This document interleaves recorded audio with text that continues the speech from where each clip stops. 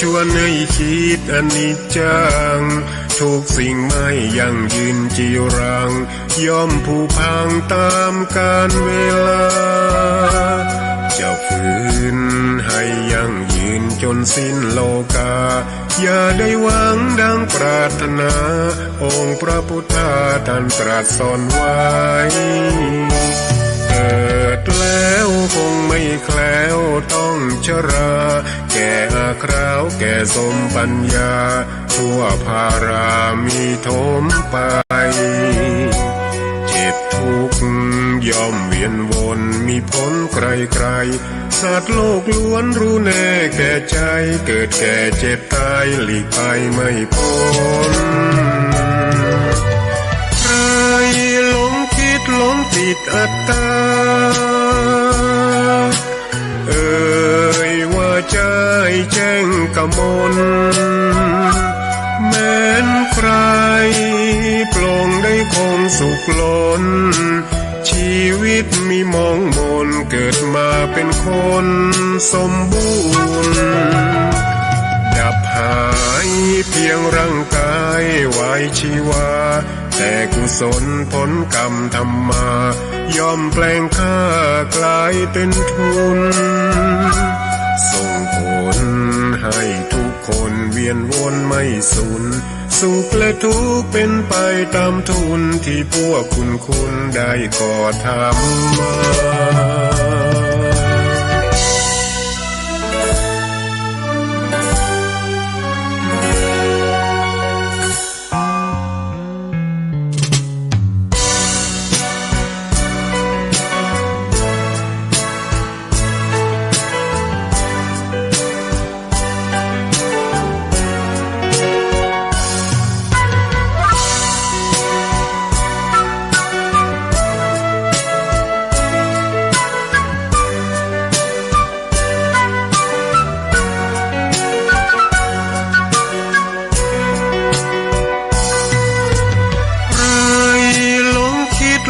ติดอัตตาว่าใจแจ้งกมลแม้นใครปลงได้คงสุขล้นชีวิตมีมองมนเกิดมาเป็นคนสมบูรณ์ดับหายเพียงร่างกายไว้ชีวาแต่กุศลผลกรรมทำมาย่อมแปลงค่ากลายเป็นทุนส่งผลให้ทุกคนเวียนวนไม่สูญสุขและทุกข์เป็นไปตามทุนที่พวกคุณได้ก่อทำมา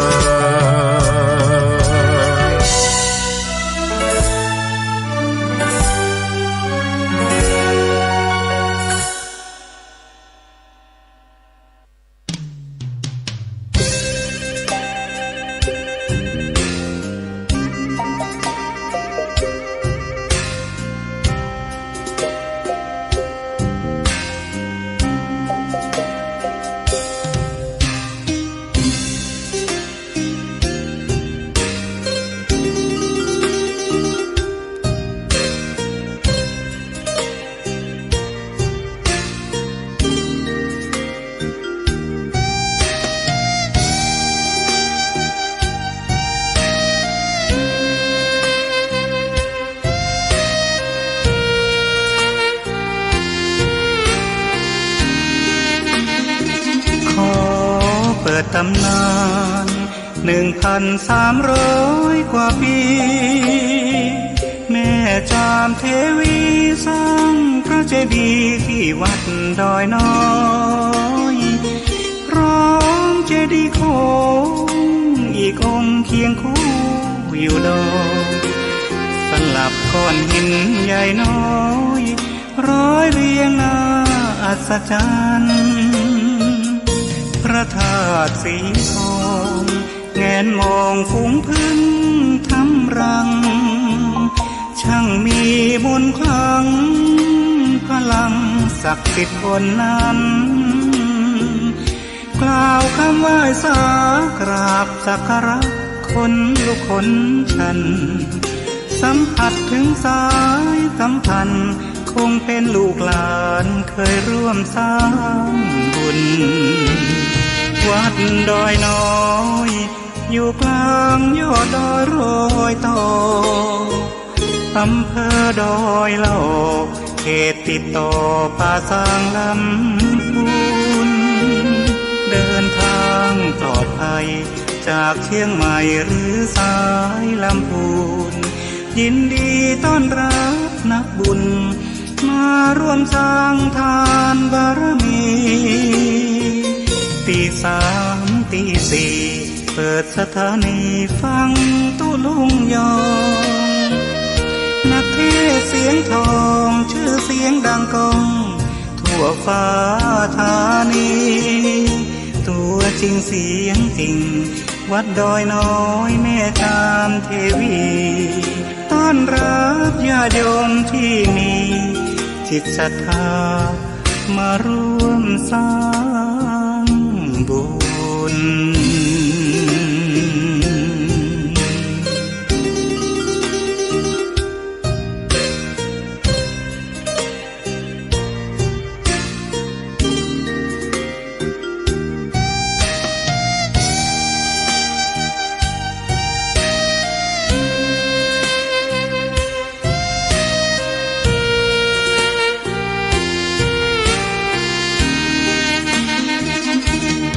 วัดดอยน้อยอยู่กลางยอดดอยโรยต่ออำเภอดอยเหล่าเขตติดต่อป่าสางลำพูนเดินทางปลอดภัยจากเชียงใหม่หรือสายลำพูนยินดีต้อนรับนักบุญมาร่วมสร้างทานบารมีตีสามตีสี่เปิดสถานีฟังตุลุงยองนักเทศเสียงทองชื่อเสียงดังก้องทั่วฟ้าธานีตัวจริงเสียงจริงวัดดอยน้อยแม่จามเทวีต้อนรับญาติโยมที่มีจิตศรัทธามาร่วมสร้างบุญ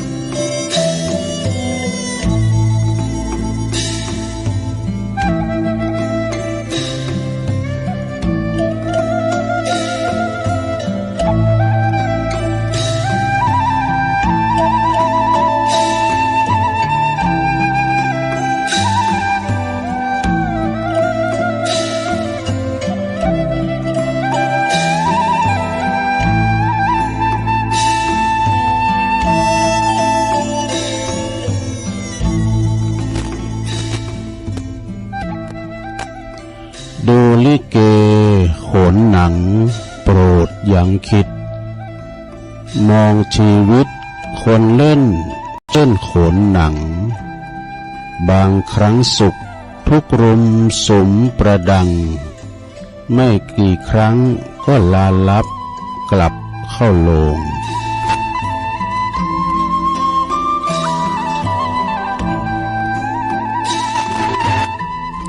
วัดพระธาตุดอยน้อยพันปี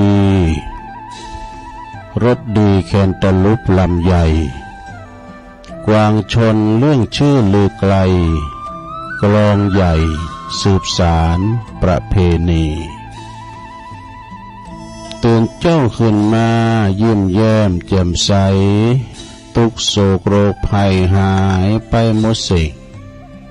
ขอความนอบน้อมแด่พระรัตนตรัยอันมีพระพุทธ พระธรรมพระสงฆ์เป็นสรณะติปึงกราบแนบไต่ไหวสาถวายความเคารพมายังครูบาอาจารย์พระมหาเถรานุเถระปัญเจ้าคณะพระสังฆาธิการพระภิกษุสามเณรเจ้าจุโตนจุองค์กุวัดวาอารามพลอมตึงสำนักติภักสงฆ์โตยเจริญปอนมายังบรรดาปอออกแม่ออกศรัทธาตันสาธุชนนักศีลนักบุญคุณดีทั้งหลายบ่ว่าจะเป็นปอหลงแม่หลงปอลุงแม่ป่าปีป่าหน้าเอาอาศรัทธาตื่นจ้องห้องวัดเท่าแก่หนุ่มกำใจหญิงต่างหลายแตกตื่นมื่นตาขึ้นมาแล้วก็งมสวามหาเครื่องหับหาวิทยุเนาะก็มาเปิดฟังรายการสัพเพเหระปะกิณกะขอนลุงไก่แจงรายการเสียงธรรมแสงทองซึ่งก็บริหารเวลารับผิดชอบดำเนินรายการโดยตนตัวแห่งอาตมาภาพเก่ากระผมตุลุงนันชัยวัฒนาคเสโนเจ้าเก่าเจ้าเดิมคุณเฒ่ามาเข้ารายการมานางอู่นางจาก็ปอออกไม่ออกศรัทธาก็น้อมนำเอาสาระธรรมพองเอาหันหน่อยเนหน่อยเอามาเล่าสู่จู้กันฟังนะมากันในยามว่าเปิ้นกำลังลับไหลอยู่ในห้วงแห่งความนิทรารายการนี้ก็เป็นรายการแหลกที่มาสดโตปิ่นเนอะแหมใจเทพซึ่งก็ตุลุงจะมาอยู่3 เจ้า3 คืนเหมือนกันเนาะวันพฤหัสบดีวันศุกร์แล้วก็วันเสาร์นะมาปบมาปักกับปอออกไม่ออกศรัทธาตีเปิ้นอยู่ตั้งหอตั้งเฮินตั้งบ้านตั้งจองบางพองก่อนนอนบันลับนะบางพองก็ตื่นมาจับก็ฟังแก่งอมแก่เงาฟังข่าวเวลาไปหามันแจงเนาะให้มันสักกี่ชั่วโมงก่อนจะแจงตื่นฟ้าใจหยกแล้ววันนี้เป็นวันเสาร์พลัมว่าเป็นวันศีลโดยซุบจับที่เฮาจะได้ทำกิจกรรมเนอะยกวัดมาบ้านก็เดี๋ยวเฮาจะมีกิจกรรมจะได้ไหวพระหับศีลอย่างเอี้ยกะเนาะโยงขันเกี่ยวตัง3 โยงเข้าบาทเข้าผัดเจ้ากันนี่นะเนาะก็เดี๋ยวก็กาเกมเอาอกเอาใจอันนี้แม่เขาอีปอเขานี่จะลืมกรรมไปก่อนนี่ก็ไปเฮ็ดแต่เอาไอ้นะแต่บัดเดี๋ยวนี้มันก็ห่างเหินตั้งวัดพองเพราะว่ากับสุขภาพบ่เอื้ออำนวยเนาะลูกหลานบ่หือไปโคไปตกไปดาวก็จัวให้เนี่ยเนอะวันนี้ก็เป็นวันศีลวันนี้ก็เป็นวันเสาร์ตัวเนาะเอาละไปอ่านลำพาบทหนักลำไปตุกำเดียวจะได้เอ่ยไปตั้งสถานีวิทยุคืนบุญต่างๆก่อนนั้นตุลุงก็จะได้น้อมนำไหวพระกันเน้อเป็นเบื้องต้นเนาะพร้อมแล้วก็กราบ1กราบ2กราบ3 อิมินาสกาเลนะพุทธังอภิปูชยามะ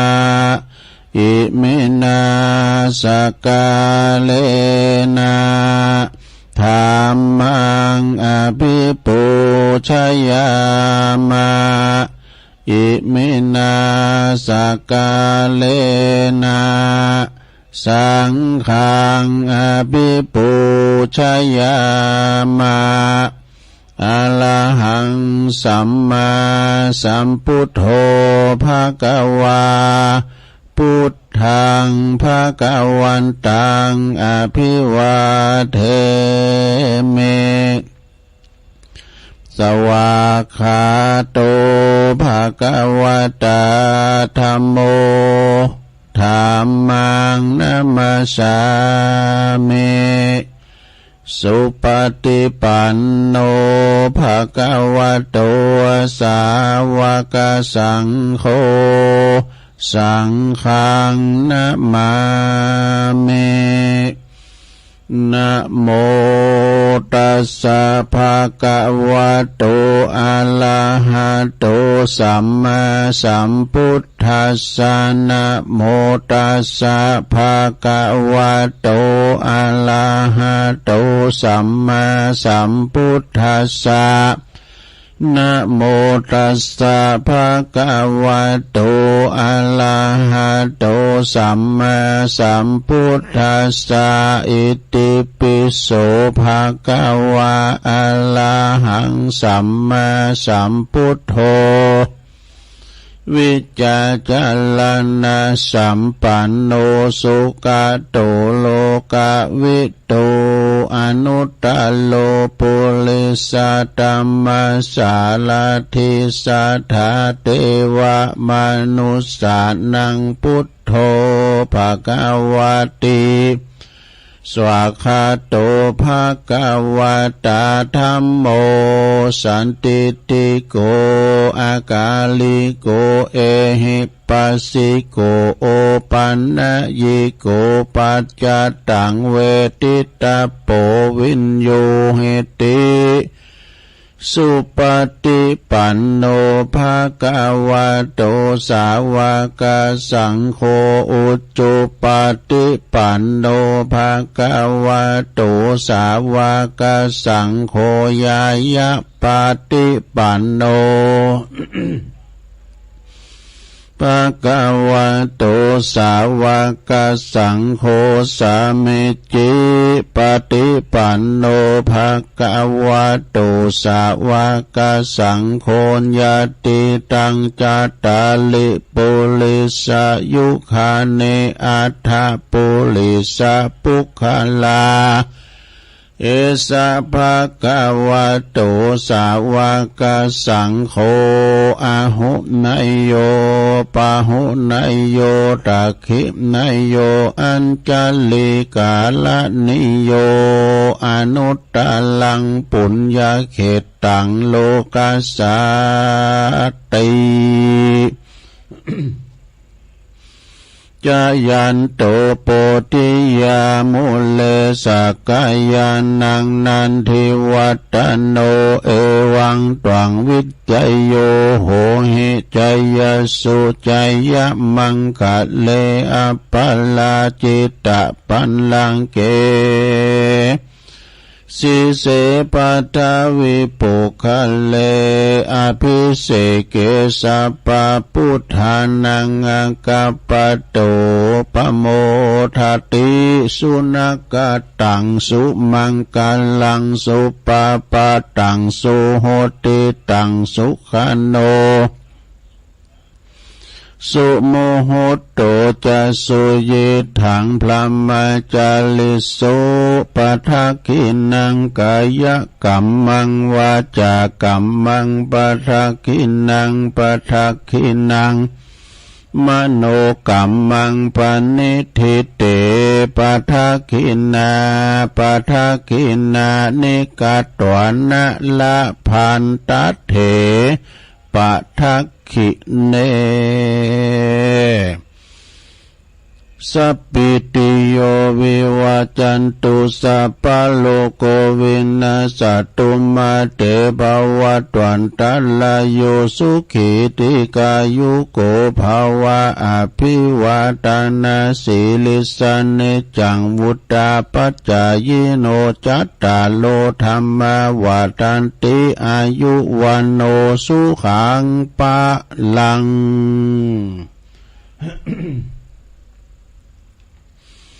เอาแล้วน้อสัทธาญาติโยมต่างหลายตุลุงก็ปิ้นเก้าปิ้นโหนำสวดมนต์ไปปิ้นตีเรียบร้อย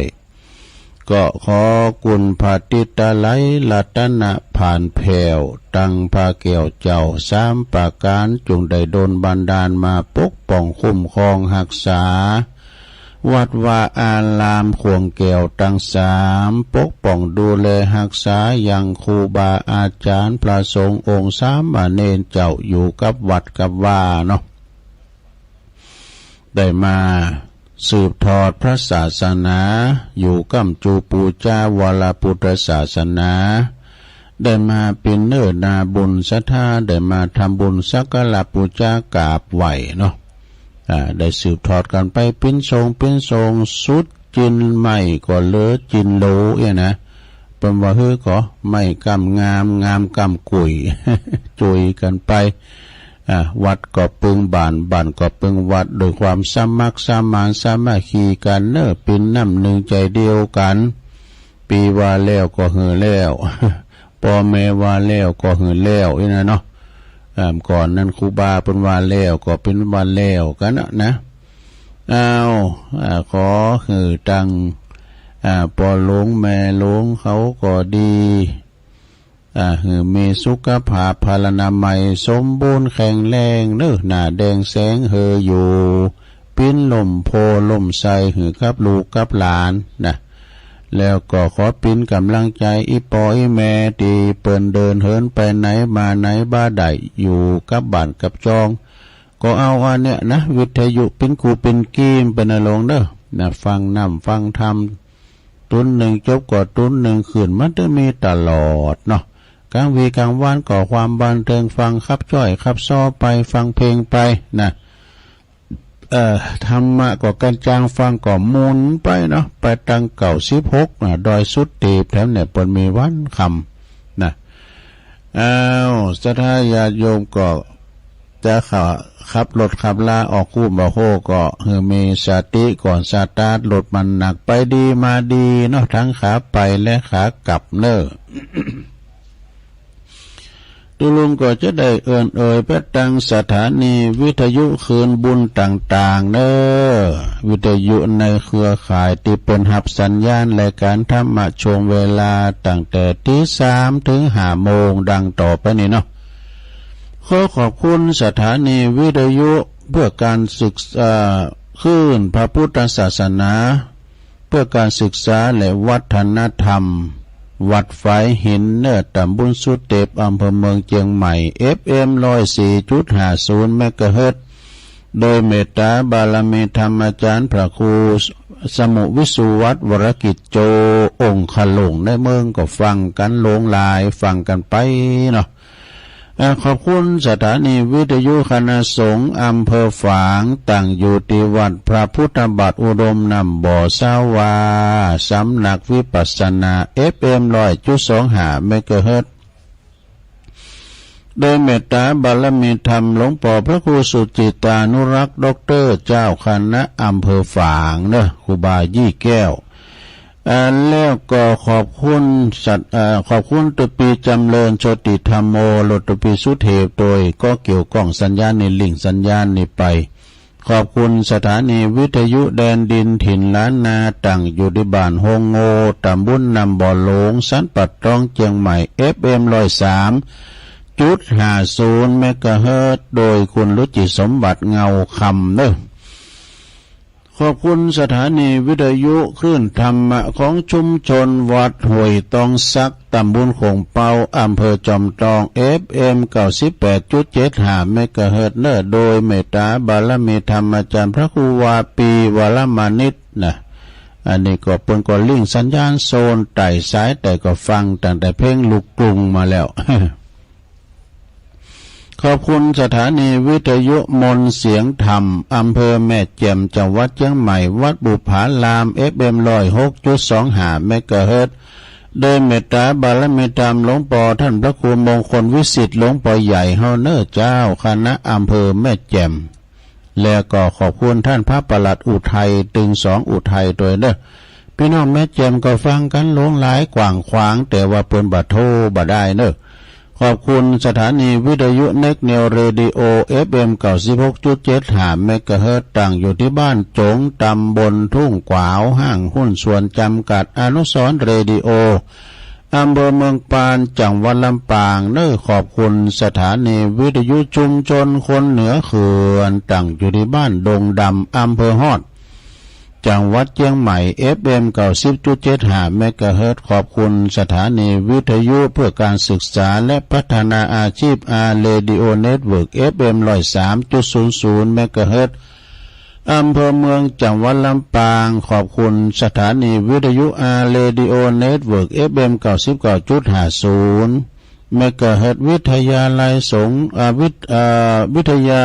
ลัยเทคโนโลยีเพื่อการจัดการกฟผ.แม่เมาะลำปาง แล้วก็ขอบคุณสถานีวิทยุ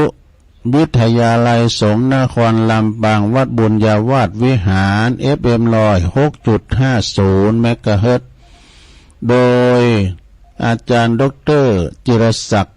ปันลำนะอันนี้ผู้อำนวยการสถานีเฮาเนาะขอบคุณอาจารย์แอมเดเนอร์ที่เป็นเจ้าหน้าที่ก็เกี่ยวสัญญาณนี่ไปพี่น้องลำปางก็ฟังกันหลงหลายสีคำเรดิโออยู่บ้านนาเหลืองนอกอำเภอเวียงสาจังหวัดน่าน FM 92.50 เมกะเฮิรตซ์เนอร์อันนี้ก็ตังสีคำนี่ก็ปุ้นเมืองนานบุนะตัวแทนประกอบปนนั้นเนาะปนนั้นอันนั้นเขาเนี่ยปนน้อยสมเพชรเขาก็เนี่ยแล้วก็ปนนั้นประเสริฐเขาเห็นเป็นอย่างโทรมาเป็นตัวแทนพี่น้องเมืองนานนะขอบคุณหลายๆอันนี้ก็เป็นรายชื่อรายนามของสถานีวิทยุคืนบุญต่างๆเติมเปิ้นก้องสัญญาณนำเสียงตุลุงนี่ไปสู่ถึงบ้านถึงจองถึงหอถึงเฮินเนอะทำไม่เปิ้นเนี่ยโตตุลุงจะอูดีปันได้ก็ตามเตอะนะมาตึงโพดผิวหอตึกก็ได้ห้องสี่เหลี่ยมห้องสูงเนี่ยนะเวลาว่าถึงเวลาตุลุงก็เสริมสัญญาณปฏิวัติปากตั้งเจริญอาจารย์พระครูอภิวัฒนวิกรมไปก็จ่ายไปเป็นโหจ่ายไปตีหันตีนี่กะตามตีตุลุงได้ประกาศและนามจือของสถานีกันต่อไปศรัทธาญาติโยมทั้งหลาย รายการที่3นี่ก็ครูบาอาจารย์ก็นักลายเนอะเพิ่นก็มาเข้ารายการกันเนาะก็มากันปิ้นตุนนี่นะก็ปิ้นตนน่ะตุนนี่ก็คือเป็นภาษายองฮกด้วยมันเต้นหน่อยนะก็คือบัดตันเนี่ยนะถ้าบัดตันบ่ได้บัดตันลดสักกรรมแม่เนาะถ้าฟังแต่เนี่ยเปิ้นก็ตุลุงไปทางใดเปิ้นก็บอกว่าตุลุงจะไปอู้โวยกะอู้ยองมันฟังบัดตันนี่นะตุลุงก็พยายามแต่มันหยาบเด้มันหยาบว่าโวยนะต่างกันสวดมนต์ก็ไหนว่าจ้าลำไปว่าโวยลำไปนี่พงก็ว่าโวยพงก็ว่าจ้านี่เฮาตกอยู่ในระหว่างกลางนะนาจิตตังเพื่อว่าหลายจิตหลายใจกันเนาะอย่างคุณตึงบ้านอย่างเป็นตุลงก็ดีปอลงก็ดีเนี่ยคุณเดียวนี่จะให้มันถูกใจตึงบ้านนี่ยอมปินไปบ่ได้ เอาจิตเอาใจกันเนาะเอาใจเปิ่นมาใส่ใจโตไอ้เนาะสาดาเป็นกูเป็นกีมกันไปเนอะวันนี้พลัมว่าเป็นวันเสาร์แล้วก็วันศีลตัวเดินหาดับแล้วเนอะลงเนอะเดินหาดับแล้วพวกนี้เดินหกจะออกมาแล้วสาธาส่งเวลาเดินไทยนี่เดี๋ยวนี้เดินมีนาเมษาพฤษภาเนี่ยจะแห้งแล้งระวังฟืนระวังไฟพงเด้อตังวัดตังวาเนี่ยก็จังมีนาไฟฟ้าแฮดวงจรก้านะระวังฟืนระวังไฟจิทูบจิเตนในกรรมเนี่ยแล้วก็ระวังภูมินะเพราะว่าวัดพัฒนาดอยน้อยเคยมีมาแล้ว 2-3 ปีที่ผ่านมานี่อันนั้นก็ไฟฟ้าลัดวงจรนะทำอัคคีภัยไฟใหม่หลายวัดนะสะท่านเนาะสะเตยก็สายไฟมันเก่าพงกาในบ้านจองหอเฮือนเนาะก็พอเนอะลงเนอะ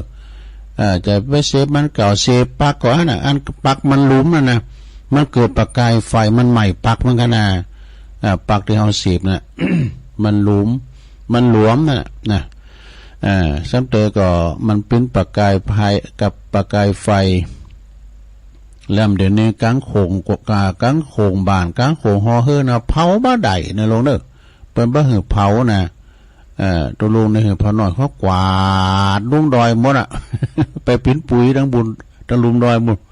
กันเผาบดตัวเปิ้นจับความห่อนใดเนี่ยเปิ้นมี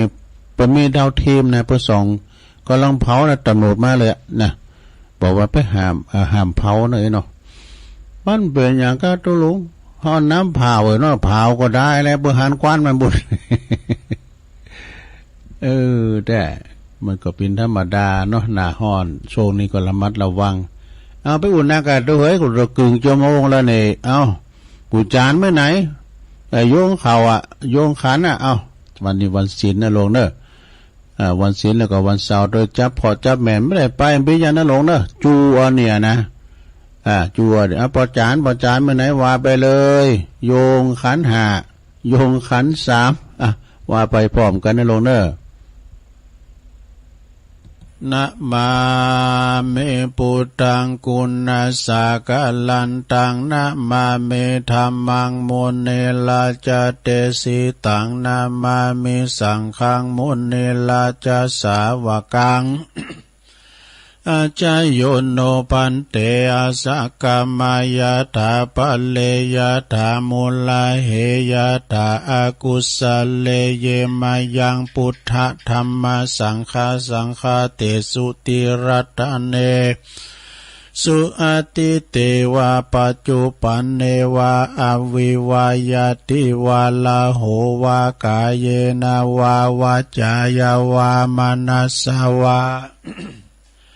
ปมัตตังวาอากาละวังวาอากาสิมหาติสวายาถาธัมมังปฏิกาโลมาเตสังโนพันเตพุทธติลาตันนาตยังอนุกัมปังอุปาทายาอาจายังอาจายาโตปฏิกันหาตุสัพ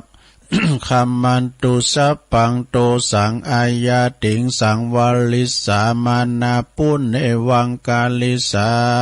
มาสันจิจโตสังสันจิจโตสังสัพปังโตสังคัมมันตุโน นี่ก็จะสั่นลำเหมือนกันเนี่ยลงเด้อ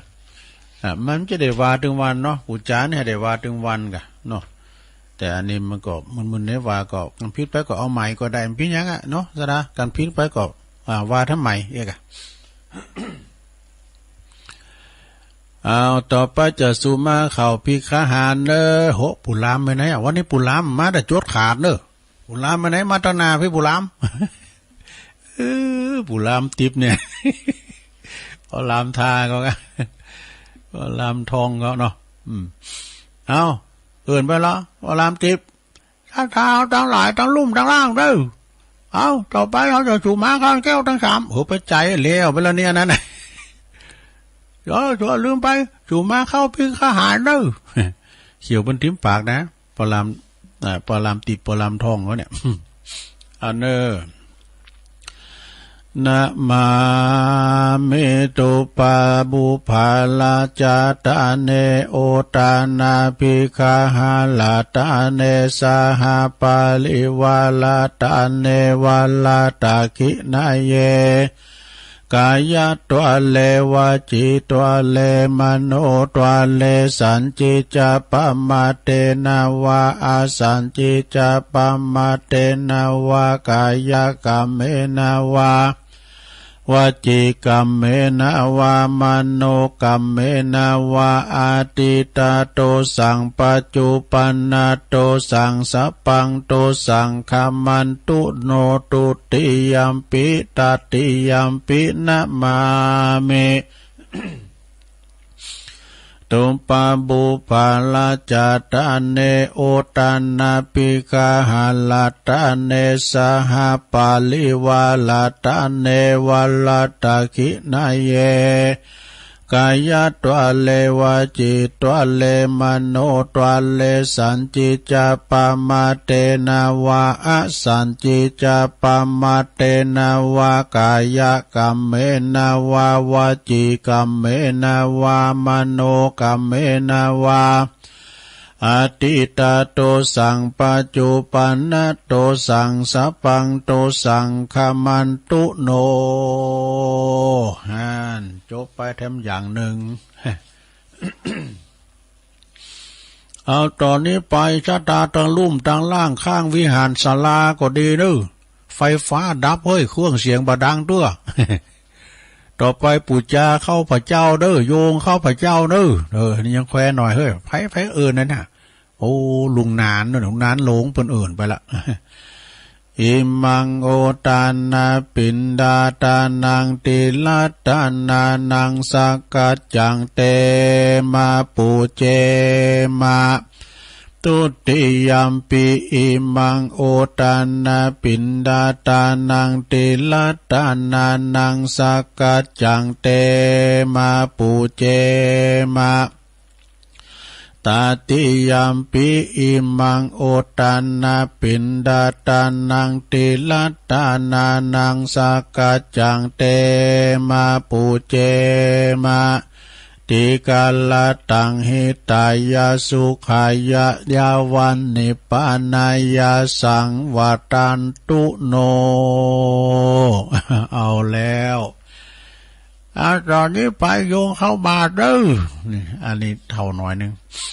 โยงเข้าบาทก็หมายความว่าเข้ากล่องเขานั่นน่ะลงเด้อเข้ากล่องเขานะละอ่อนเดียวกันไปวัดไปว่าก็พอเพื่อหาเด้อถ้าว่าเพื่อจะโยงเข้าบาทนี่เพื่อจะไขฝากระติกไขฝาเข้ากล่องไอออกจุงเพื่อจะไขให้หน่อยก็พอจานจะน้ำละสาธุโอกัสสะโอตันนาปินดิปาตังตานังนิปานาปัจจโยโหนตุโนนิจังโอตันนาปินดิปาตังตานังนิปานาปัจจโยโหนตุโนนิจังโอตันนาปินดิปาตังตานังนิปานาปัจจโยโหนตุโนนิจังเอาแล้วศรัทธาญาติโยมทั้งหลายตอนนี้ไปจะได้ไปยายแถวนะจะได้ไปยายแถวเทวบุตรปอใจอยู่แถวหน้าเทวดาแม่ยิงอยู่แถวหลังแล้วก็ก่อนที่จะใส่บาตรนะก็ถอดแคปถอดรองเท้าถอดหมวกถอดกุ๊บแล้วก็อยู่ในอาการอันสงบจะไปอู่การหลังงับหาปากเกิดเนื้อขยโยมไม่ไหนแก้วห้อมคำเขาไม่ได้หมดม้ามสีเขาก็สู้เขาไปอยู่ตีนไหนละอ่อนไปคนเฒ่ามันจะดื้อขยโยมนกกระกุมเนี่ยหรอเนี่ยมันไล่เยอะไล่อีกอะมาซอกกระสอบซอกกระละมังทางเป้มาคนเฒ่าวันโกละผลพอก่อนที่จะลุกไปเนี่ยนะมันเนี่ยบทสันลุงว่าเนี้ยแหละก็ลงงข้างจะลุกไปใส่บาตรนะที่มีกุฏิลงเอ้ยก่อนที่จะใส่บาตรเนอะก่อนที่จะใส่บาตรก็ย่อโยงเข้าใส่บาตรเนอะอธิษฐานจิตภาวนาว่าข้าวของข้าพระเจ้าขาวดังดอกบัวยกขึ้นเหนือหัวถวายแด่พระสงฆ์จิตใจจำนงตรงต่อพระนิพพานขอให้ถึงเมืองแก้วขอให้แคล้วบ่วงมารขอให้ทันพระศาสนาพระศรีอานในอนาคตการโน้นเทินสาธุสาธุสาธุแน่เอาละเนอะตุลุงทาเดินแล้วสามวันเนนเขาเดินมาแล้วเนอะขายโยมปักกบเลยโอ้พระหน่อยมี3-4ก้อตูปอทาย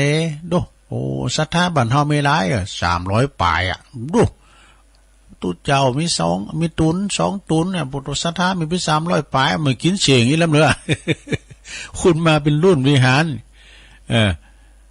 ตุเจ้ามีตุนพระมี3 ก้อโอ้หนักแก่เหมือนกันเนอะเนาะสุโขโหมะไปใจหนึ่งสุโขโหมะไปใจเมื่อว่าครูบาอาจารย์พระสงฆ์องค์สามเณรมาถึงในศาลาวิหารนั่งอยู่ที่อาสงปินตีเรียบร้อย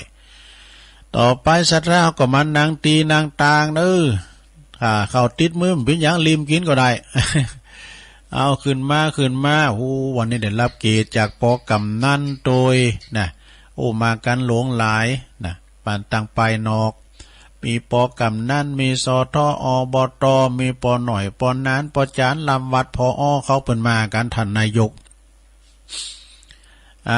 พร้อมกันแล้วเนาะต่อไปเขาจะได้หับศีลเนอะ ก่อนที่เขาจะหับศีลนี่ก็เขาจะได้จิเทียนถูปูจาพระรัตนตรัยก่อนอันดับแรกนี่สดาญาโยมทั้งหลายก็ขอเล่นเจิญปอกรรมนั่นนะวันนี้ได้รับเกียรติจากปอกรรมนั่นเปิ่นมาทำบุญตัวยได้มาเป็นประธานในการจิเทียนถูปูจาพระรัตนตรัยเนอะปุรามจิเทียนสนวนเลยศรัทธาเฮาทั้งหลายหลังงับพับปากเนอะอยู่ในอาการอันสงบวินนามาตั้งพระเจ้าพี่เนอะจะไปอู่กันนะน้อมจิตน้อมใจขณะนี้ประธานกำลังจิเทียนถูปูจาพระรัตนตรัยผู้ช่วยเกณฑ์ขันศีลเลยเกณฑ์ขันศีลอันตุลุงทาเลยเกณฑ์ขันศีลเรียบร้อยเอาละเนอะเอาต่อไปจะได้หับศีลเนอะเชิญปออาจารย์เอาไม้ของปออาจารย์ครับไฟฟ้ามาแล้วดูศรัทธาเฮาทั้งหลายอาจารย์นี่เอาสเตนเลสแล้วนะอาจารย์เนอะเอาเลยไปมาไปอันมาเล็บคายอันก่อนนี้ไปพระนานก่อนจะได้เป็นพระจารย์เนอะเอาจะได้เอาศีลเนอะเอามาอย่างปะโอเดี๋ยวเอาเสียงฝนนานเต็มไหนมันจะลุกลางเนาะเอาเนอะต่อไปก็จะขอศีลเนอะลงเนอะว่าด้วยกันไปเลยนะว่าด้วยกันไปเลยมายังพันเตติสาลาเนนะสหปัญจศีลานิยาจามาตุติยัมปิมายังพันเตติสาลาเนนะสหปัญจศีลานิยาจามาตัดติยัมปิมายังพันเต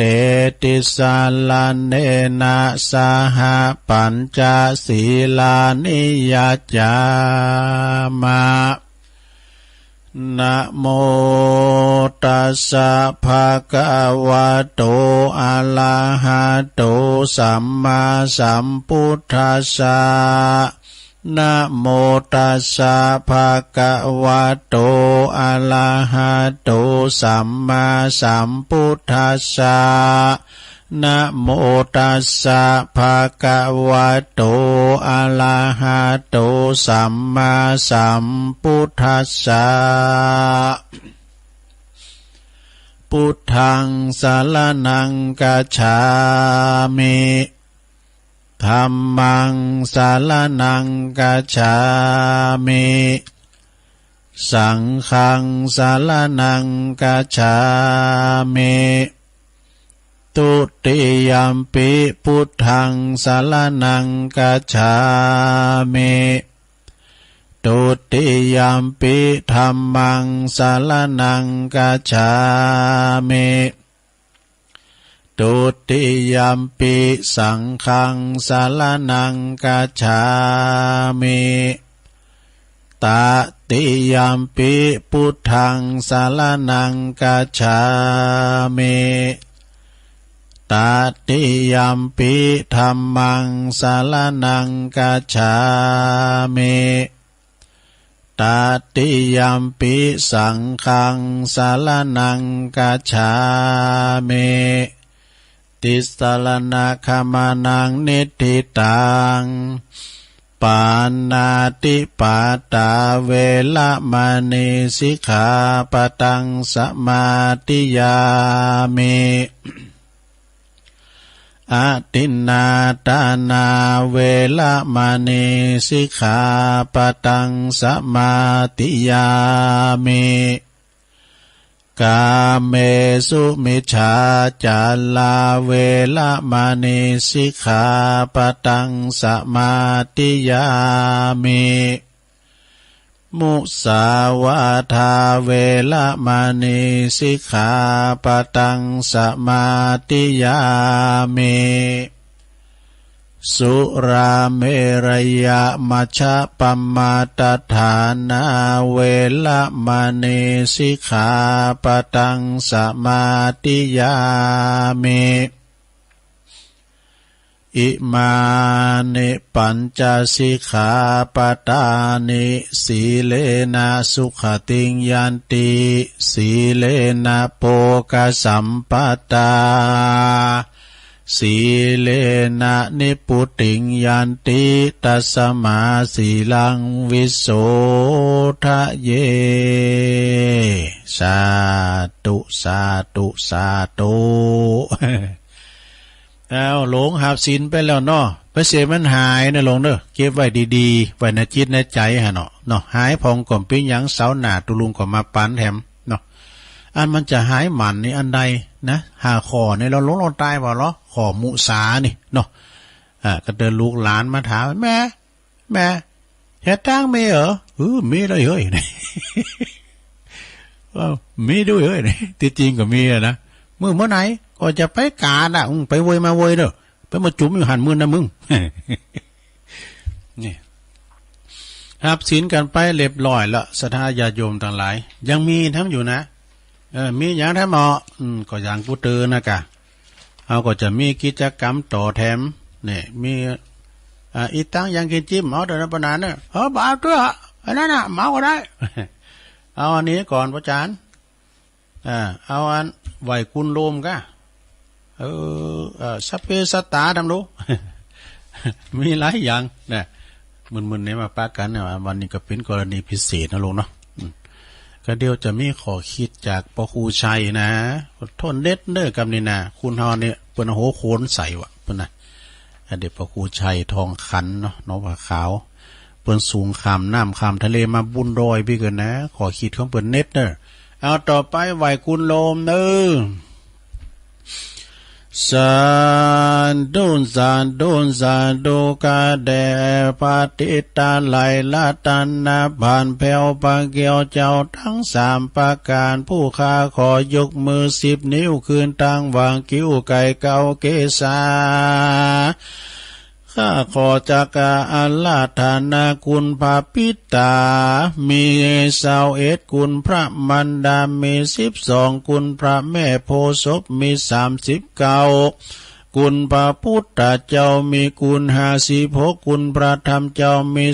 38คุณพระสงฆ์เจ้ามี14คุณอาจารย์มี10คุณกรรมฐานมี8คุณไฟมี6คุณลมมี7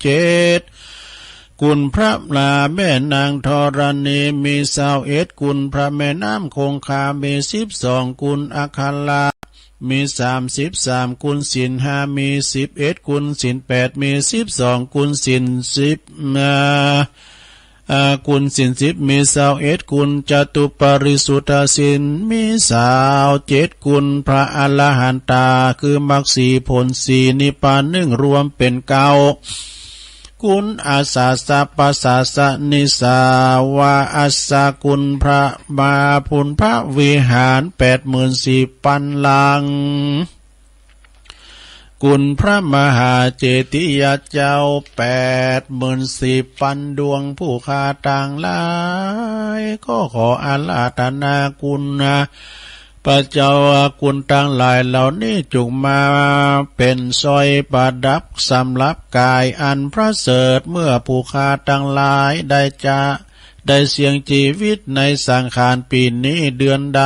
ปีใดเดือนใดยามใดคืนใดดังอันก็ดีผู้ข้าต่างหลายก็ขออาราธนาพระคุณเจ้าต่างหลายจงได้มาเปิดประตูพระนิพพานคือเวียงแก้ว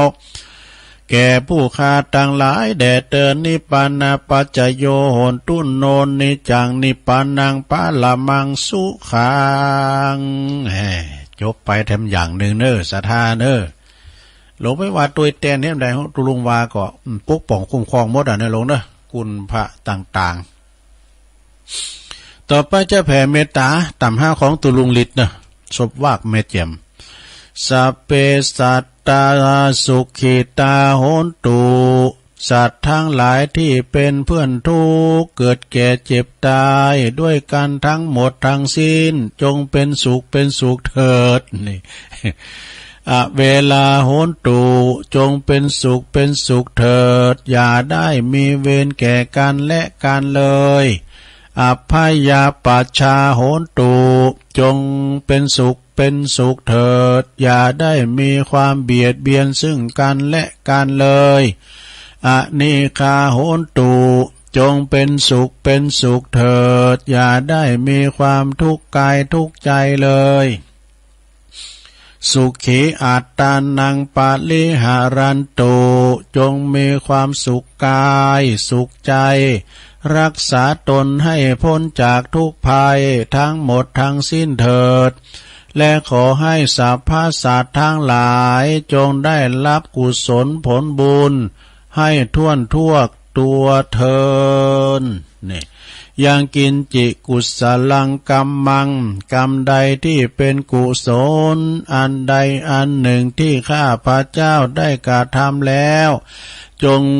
เป็นส่วนแด่ท่านผู้มี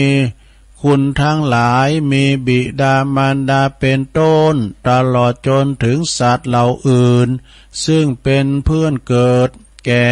เจ็บตายด้วยกันทั้งหมดทั้งสิ้นขอให้ท่านทั้งหลายจงได้รับส่วนกุศลผลบุญที่ข้าพระเจ้าได้อุทิศถึงนี้ข้าพระเจ้าขอตั้งสัจจะอธิษฐานขออานุภาพแห่งบุญกุศลที่ข้าพระเจ้าได้กระทำในวันนี้ในครั้งนี้จงเป็นภาลวะปัจจัยเป็นนิสัยตามส่งให้เกิดปัญญาญาณทั้งชาตินี้และชาติหน้าตลอดถึงชาติอย่างยิ่งจนถึงความพ้นทุกข์คือพระนิพพานด้วยเถิดสาธุสาธุสาธุ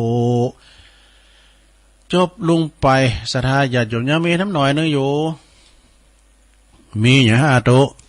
ก็เดี๋ยวกาก็เฮายังได้อันสวดพญานกยุงทองเตลุอุตเตอาเปะ อันนี้ก็สำคัญนะเนาะ7 ปีกันนะมึง กว่าในพานจะยับได้ฟังว่าฟังประวัติได้แม่น้อยกันเนาะแม่น้อยเพิ่นเล่าฟัง โอ้ผลสุดท้ายก็มาลงกับนางนกเนาะนางนกยุง สิเนหากันเนี่ยเนาะอ้าวตุลุงจะสวดคนเดียวเนี่ยทำไมว่าตัวเต้นก็ว่าถ้าว่าตัวมันเต้นก็พี่ยันลงเนื้อดักไว้หาเด้อ สวดอุตเตอาเปตุลุงว่าจามได้มาขี่ลุงนะเอาว่าตามที่ตุลุงเขาเคยสวดเนาะอุเตตยัญจักขุมาเอกาลาชาหาลิสวันโนปาตาวิปาภาโสตังนามัสสามิหาลิสวันนังปาตาวิปาภาสังตายาสากุตาวิหาเลมุติวาสังเยประมาณเวตากุสัพพะธัมเมเตเมนะโมเตจามังปาลายันตุนามาตุพุทธานังนามาตุโพธิญาณโมวิมุตตานังนาโมวิมุตติยาอิมังโสปาลิตังกัตถวโมโลจาลาติเอสนาอเปตยัญจักขุมาเอกาลาชาหาลิสวันโนปาทาวิปาภาโสตังนัมมัสสามิหาลิสวันนังปาทาวิปาภาสังตายาสากุตาวิหาเลมูลติงเยพระมานาเวตากุสัพพะธัมเมเตเมนะโมเตจามังปาลายันตุนามาตุพุทธานังนามาตุโพธิญาณโมวิมุตตานังนาโมวิมุตติยาอิมังโสปาลิตังกัตถวโมโลวาสามะคาปายติโมลปาลิตังสาธุสาธุสาธุบทคาถาอันนี้สดาญาติโยมเขี้ยวขาดปลอดภัยเนอะคาถานกขุมก็ดีคาถานกยุงทองก็ดีคาถานี่จะซักซิดก็ตอนที่เฮาถือเนอะสดาการห้อมถืออย่างก็ตามได้มันก็ซักซิดนะแต่ว่าบทนี่เป็นบทที่ว่าเดินทางเขี้ยวขาดปลอดภัยไปรถไปเฮอไปเนื้อไปไต่ไปกับโยดยานพาหนะเนาะเขี้ยวขาดปลอดภัยทุกตารางกิโลเมตรของการเดินทางเนอะพี่น้องบ้านเฮาแต่ไปซบเตินนะเดินทางปลอดภัยเนอะเสียดายแหละซบเตินพี่ยะนะเกิดขึ้นตั้งอยู่และดับไปมันไม่เป็นอะไรนะเตือนหน้ายังมีโอกาสนะ วันพระไม่มีวันเดียว เอามาถึงที่นี่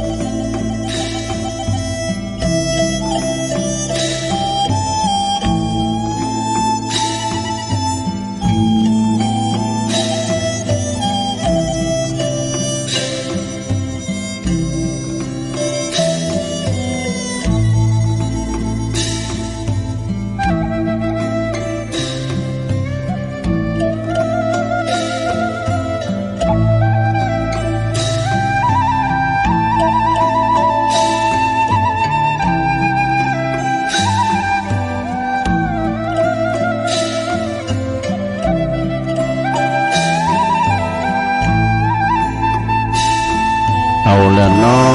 ศรัทธาญาติโยมทั้งหลายก็กิจกรรมก็จบลงไปในรายการสัพเพเหระปกิณกะขอนลุงไก่แจ้งรายการเสียงธรรมแสงทองกันว่าวันเสาร์ก็จะมีกิจกรรมเนาะยกวัดมาบ้านเปิดว่าอีปอยแม่บางตานบางคนเนี่ยก็ไม่ได้ไปวัดแต่หึงเขาก็จูเอาเนี่ยเนอะจูเอาวันพระวันศีลเฮาสร้างจินตนาการเหมือนกับเฮาไปวัดไปว่า แต่บางทีบางแห่งนี่เป็นจะหนักนะอันนี้ก็เอาข่าวอีตังอย่างกินจิวันตาหน่อยวันตาโลงบ่ได้เอาสักกัมวันนี้ ก็จบลงไปเนาะศรัทธาตอนนี้ไปก็มาเข้าชั่วโมงที่2สุดท้ายชั่วโมงที่2สุดท้ายนี่ทีแรกตัวลุงก็ว่าจะเอาธรรมของตัวอุ้ยเนาะหลวงพ่อบุญปันปุญญธรรมโมแห่งวัดแม่โป่งปุณณะดอยสะเก็ดปุ้นเป็นมอบไม้ถวายธรรมเหตุลุงตึงสาถาโวตึงณโอกาสบัดนี้ตุปีสมเพชรตุยแต่ก็เอาไว้วันหน้าก็เนาะเพราะว่าธรรมนี้ค่อนข้างจะยาวหน่อยเนอะไปดีมีทุนเนี่ยเพิ่นก็จะเราถึงว่าเฮามาดีเฮาได้เกิดเป็นคุณเนี่ยเป็นว่าเฮามาดีนะมาดีก็พร้อมยังเพราะว่าเฮามีทุนเดิมมาแหละมีทุนเดิมก็คือการเฮาทำได้บุญได้กุศลได้ทำบุญทำกุศลมาแล้วเนี่ยเพิ่นว่ามีอันคติธรรมอะไรเงี้ยก็เพิ่นมีอันบาลีธรรมเพิ่นมีอยู่4อย่างไม่หยังตโมตมะปรายโนอันนี้พวกที่เพิ่นเกิดมาแล้วก็มืดมาแล้วก็มืดไปเนี่ยกะบุคคลที่2ตโมโชติปรายโนเพิ่นที่เกิดมามืดแต่ว่ามามืดแล้วไปสว่างเป็นมหาแสงสว่างเนาะข้อ3นี่แปลว่าโชติปรายโนพวกที่เพิ่นเกิดมาสว่างไปก็สว่างนี่แต่สุดท้ายเนี่ยมันไขเน็ตเด้อโชติตมะปรายโนพวกที่เพิ่นสว่างมาแล้วก็มืดไปนะอันนี้ในข้อคิดข้อธรรมของไปดีมีทุนของตุอุ้ยเฮาวัดแม่โป่งพุ่นเด้อหลวงพ่อบุญปันเอาไว้นัดหน้าเนาะก็เอามาเทศมาเล่าให้ศรัทธาได้ฟังโอ้เข้าทาเด้อมืดมามืดไปมืดมาสว่างไปสว่างมาสว่างไปมืดมาแล้วก็มืดไปมันมีเป็นอย่างไว้นะ ก็คอยเอามาว่ากันแถมในศรัทธาญาติโยมทั้งหลายก็เกิดใจได้ว่าวันนี้วันศีลนี่ก็จะทำเมืองมาเทศให้ศรัทธาได้ฟังไงกันไหมนะเนาะฟังน้ำฟังธรรมแต่ก่อนจะเทศน้ำเทศธรรมวันนี้เอาอันนี้มาว่าก่อนคติธรรมอะไรคือวาสนาก็แต่ว่ามันวาลกรรมนะเฮามีบุญญาวาสนาต่อกันนี่นะว่าพระพุทธเจ้าเป็นว่าคุณเฮาได้โผดบ่ใดก็มีที่โผดใดก็มีพระอานนท์เนี่ยหันว่าแม่อุ้ยน่ะไปเก็บหอยเปิ้นบอกว่าโอ้ขอนิมนต์พระพุทธเจ้าไปโผดแม่อุ้ยหมอนไปเก็บหอยกำเตอน่ะงมหอยว่าได้กลางตุงบ่นะพระพุทธเจ้าก็บอกว่าดูก่อนอานนท์นะเพราะว่าคุณเฒ่านี่บ่มีวาสนาต่อกันว่านะเอาไปโผดบ่ได้โผดได้ก็มีน่ะร้องบ่เนาะร้องบ่กันน่ะเปิ้นไปปรากฏอยู่2หน้านี่คุณเฒ่าแงนบอกโอ้ตุเจ้าเนาะพระพุทธเจ้าเนาะบ่ายหน้ามาทำตีนึงมาเกิดทำตีก็บ่ายหน้าทำตีถ้าแรงกายถึง4ด้านคุณเฒ่านั้นก็ไม่ได้สำนึกไม่มีวาสนาต่อการที่โพดบ่ได้เนาะนี่ปิญญาณนะแต่อันนี้อะไรคือวาสนาเนี่ย1มีอยู่10ข้อหรอไม่ร่ำรวยแต่ก็ไม่ขัดสนนี่บ้านเฮานี่นะเฮือนเฮาเนี่ยบ่ลำบ่รวยสักแต่ใดแต่เฮาก็มีหนี้มีสินมีสตางค์จ่ายนี่นะแต่ว่าจะมีสตางค์นอนอยู่ธนาคารเป็นปั้นเป็นหมื่นนี่ก็มีไอ้นะแต่ว่าบักคัดสนบ่ได้ไปยิบไปยืมไผอันนี้ก็คือวาสนาเฮาแล้ว2ในบ้านของเฮานี่มีคนป่วยนี่แปลว่ามีเนอะมันเต้นป่วยแต่มันเฒ่ามาหน่อยมันถึงป่วยก็ป่วยไผป่วยมากันเปิ้นป่วยก็เฮาป่วยก็ดึงน่ะรองรับพอได้มาดึงได้ป่วยมันไปตามสัจธรรมเนาะ3พ่อแม่ลูกอยู่กันพร้อมหน้าพร้อมตาอันนี้ก็เขาทาเนอะ เป็นพ่อเป็นแม่เป็นลูกเป็นเต่าด้วยกันก่อนนี้เพิ่นอยู่พร้อมหน้าพร้อมตาโดนลูกคอกเนื้อน่ะลูกปอนนั้นแม่นั้นน่ะมีตั้ง7ตั้ง8นะลงเด้อมันมีหลายน่ะก่อนนี้เพิ่นมีลูกหนักกันแล้วก่อนบอกก่อนนี่ละอ่อนให้ปานได้ก็ตามอย่าตัวลุงเนี่ยให้ปานได้ก็ตามระวังตอนกินข้าวนะกำ ให้เมื่อได้ให้ตอนได้นึงกูปอกกูแม่นำก่อนนะลูกเนาะพ่อแม่นี่ปวดโตกันเต้นฝ่ามือเป็นก็เอาอันฝ่ามือเป็นใส่พวกนั้นตาบขาเนี่ยป๊าบนี่นะเต้นบักกอกก็บักกอกวัดกีกับปุงคนในเฮือนบุญเราของง่ายก็ไม่ได้กินเนี่ยลูกพ่อแม่ลูกอยู่พร้อมหน้าพร้อมตากันเนี่ยเนาะกินข้าวก่อนในกันพ่อแม่มาในกันลูกมือก่อนเนี่ยไม่ได้กินหรอกต้องพ่อแม่เจอเมื่อก่อนปัจจุบันนี่ก็นะลูกก็ไปนั่งถ่าเข่าเน้นเขาก่อนนั่งก็งอกแงกตัวลุงก่อนนั่งก็งกนะกันหลวงพ่อมาไม่ได้ลูกมือได้หรอกการหลวงพ่อมาแล้วสีมาเนินมาประเคนเนี่ยนะก็เด็กก็ปฏิสังขายโยไว้ก่อนสัพพิติโยไว้ก่อนหลวงพ่อเจิมแล้วบอกเนาะเอาดื่มกายนั่นพี่นั่นลิ้นอันนั้นคุ้มเลย ก็ลูกมือก็อันนี้มาเรียกกันเนาะพ่อแม่ลูกอยู่พร้อมหน้าพร้อมตากันนะหลวง4ไม่มีญาติขังถูกขังในคุกอันนี้ก็แล้วแต่ครอบครัวภัยมันเนาะข้อที่5บ่มีศัตรูคู่อาฆาตนี่เฮาอยู่ถึงวันนี้นี่ศรัทธาญาติโยมทั้งหลายกันเฮามีศัตรูนี่นะมีศัตรูมีคู่อรินะนอนไหนก็ได้นอนศาลาวัดนอนที่ไหนก็ได้นอนเตียนตูบโกดก็ประมีตูบโกดเนาะตูบโกดหมายความว่าเพิ่นก็เอาแป้งตูบตาม4แยก3แยกเนี่ยเปิ้นตูบโกดก่อนเนี่ยเปิ้นได้โกดดูสมัยแต่ก่อนเพิ่นละอ่อนนะไก่ปีใหม่ก้ามยังก้าเปิดจะไม่หมดโกดตูบโกดต่างกันยามบ่จะมาพักกันหั่นนอนตูบโกดก็ได้พระตึงมาเยมาสังเฮามีศัตรูต่อไผนะมีศัตรูกูอาฆาต6ในกลุ่มบ่มีธุรชนธุรกิจจำจะให้ธุรชนนะจะฮื้อนะตุลุงก็บ่เข้าใจเหมือนกันเนี่ย ทุรชนก็คือคุณบดีนะครับนอนในกลุ่มเนี่ยไม่มีทุรชนเนี่ยนะจะธุรกิจเนี่ยทุรชนก็คุณบดีนะกับตัวข้อที่8คนที่7ก่อนนะเปิดว่าข้างกายไม่มีคนเลวเพ่งมันก็มีแล้วน้ำตาคนเลวคุณบดีนะมันอยู่ข้างกายเฮานะเนาะมีเทมนะข้อที่8ทำพิษประวัติทำพิษมีกัลยาณมิตรคอยตักเตือนกัลยาณมิตรก็คือมิตรที่ดีมิตรแท้เนอะพระเยอันนั้นบดีนะบ่เฮ้ยคิดพระเยอันเห็นนะเปิ้นตักเตือนกันน่ะพี่นั่นระวังนะคอกนะบ่เฮ้ยน่ะเปิ้นตักเตือนคือสติแล้วข้อที่9ทำการได้มีผู้อุปถัมภ์นี่มีผู้อุปถัมภ์นะข้อที่10สุดท้ายมีผู้ฮู้เป็นมิตรสหายนี่10อย่างเนอะศรัทธาญาติโยมทั้งหลายข้อคิดนะอันนี้มาจากอินเทอร์เน็ตเอามาข่าเวลาแดม5 นาที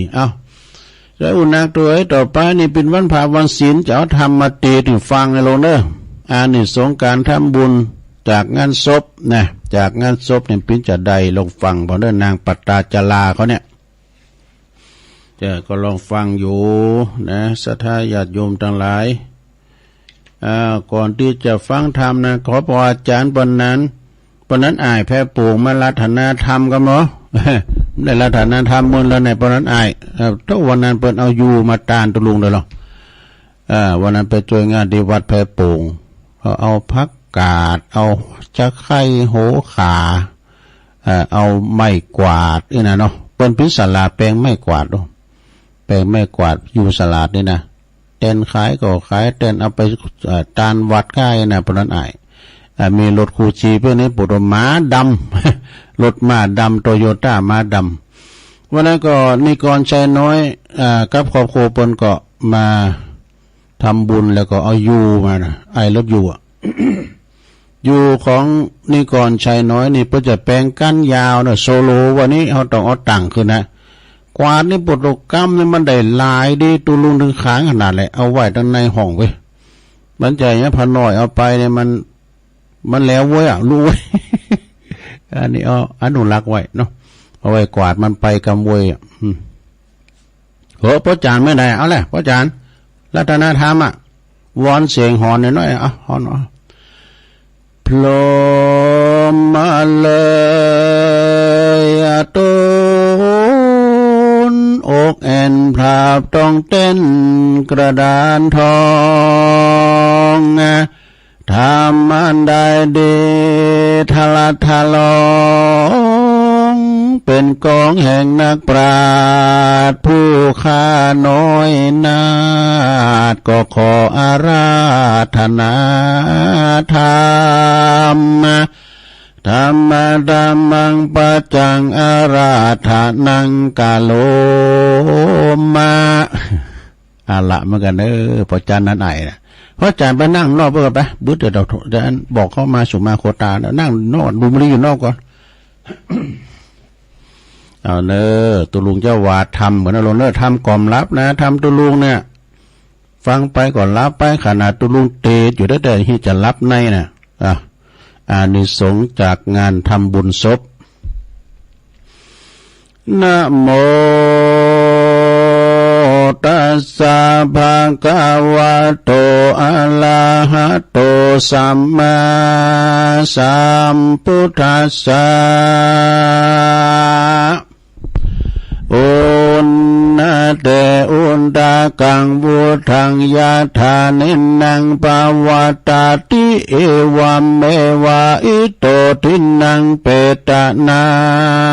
งอุปกาปติ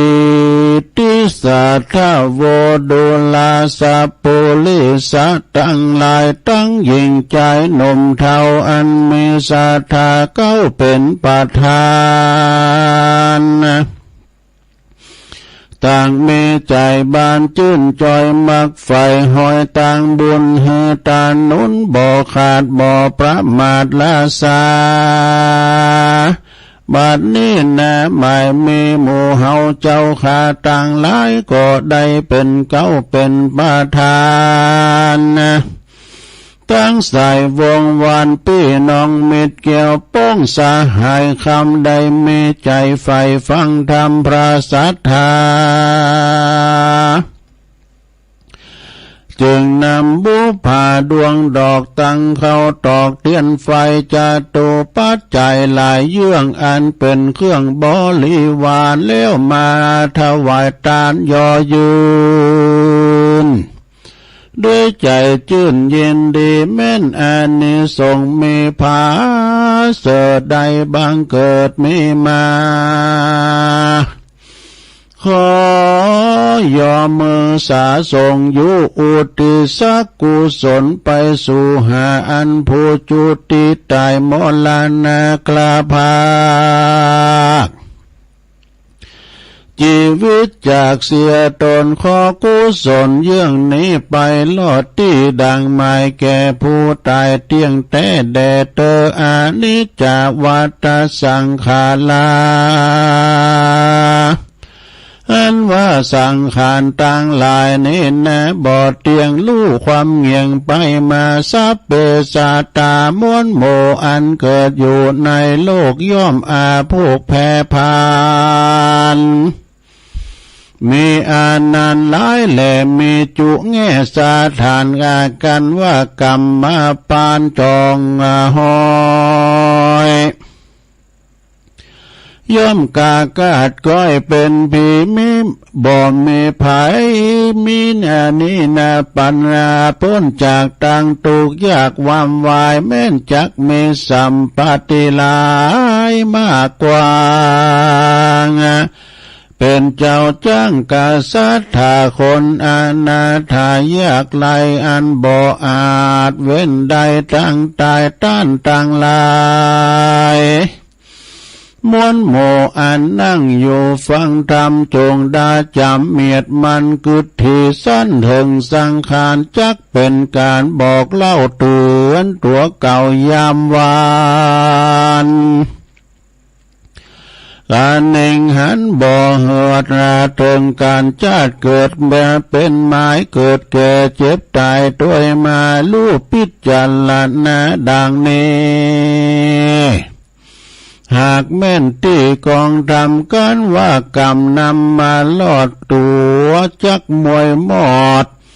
เป็นนาปีหรือพายัดมีป่วยใครก็บ่อาจเว้นใดตั้งตายใจก็บ่วุ่นวายอันหน่วงคอนบ่ลุ่มล้นถึงมองผ่านลือสายวงวานพี่น้องคนเกี่ยวข้องกับเรากำเอาตำกำปาเอาตำจาได้ความนาโมลานาบ่ก็บ่ทุกหาเอาไม้ย้อนว่าเรานี่ใส่ขวาดลูกนิ่งอยู่เป็นไม้ถึงการเกิดแก่เจ็บตายปาดภาคบ่พ้นจากโลกีผู้ใดมีคันนิ่งมีดังนี้นักปราชญ์กล่าวจี้ใครจะว่าผู้นั้นนาภาเสปาเกิดสดสะดีแลนาปันดังพระพุทธเจ้าสอนนางนอนเนาปัตตาจาลาอันโศกโศกเศร้าย้อนว่าสามีเจ้าวำวายสองลูกเต่าตายกลาภาคพ่อแม่จากเมื่อมอนนางอาวรโศกไม่ล่องลำให้เวทนาดังจักนำนาตายจากลาพลากด้วยตามพระดลงามพุทธเจ้าหันนางนอนเนาโศกีก็รู้ดีที่ถอยว่านางย่อซอยนิสัยไปลุนจักใดเป็นดีเป็นภิกขุในอรหัตตผลพระตัสสะปนพุทธเจ้าจึงตั้งเก้าสวดคาถาว่าสติงพัลลาปฏิพัลลภาคินเนดังนี้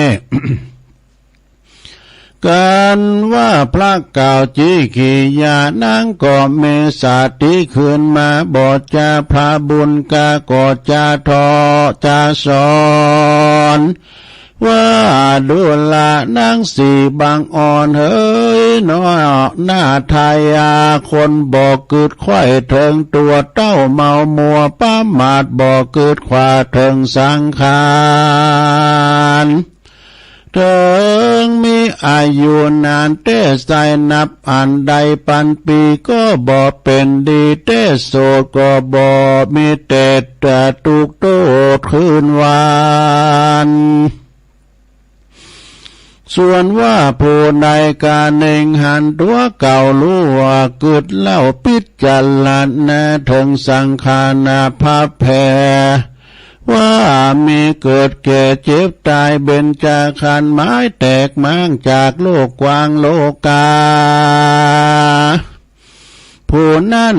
บ่ไหลแม่นจะเกิดมาได้ยามเดียวก็จะเหลียวเก่าแก่ว่าผาเสดแต่นำนาและนา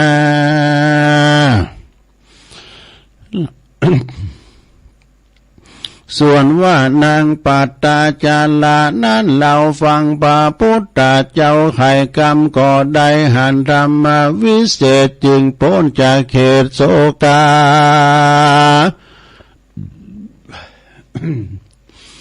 ไปลุนนั้นมาผาเสดใดเป็นปีคุณเนเลิศนานำถึงพร้อมโดยสัมปติสัมภิญาณก็มีประการดังนี้แลนะ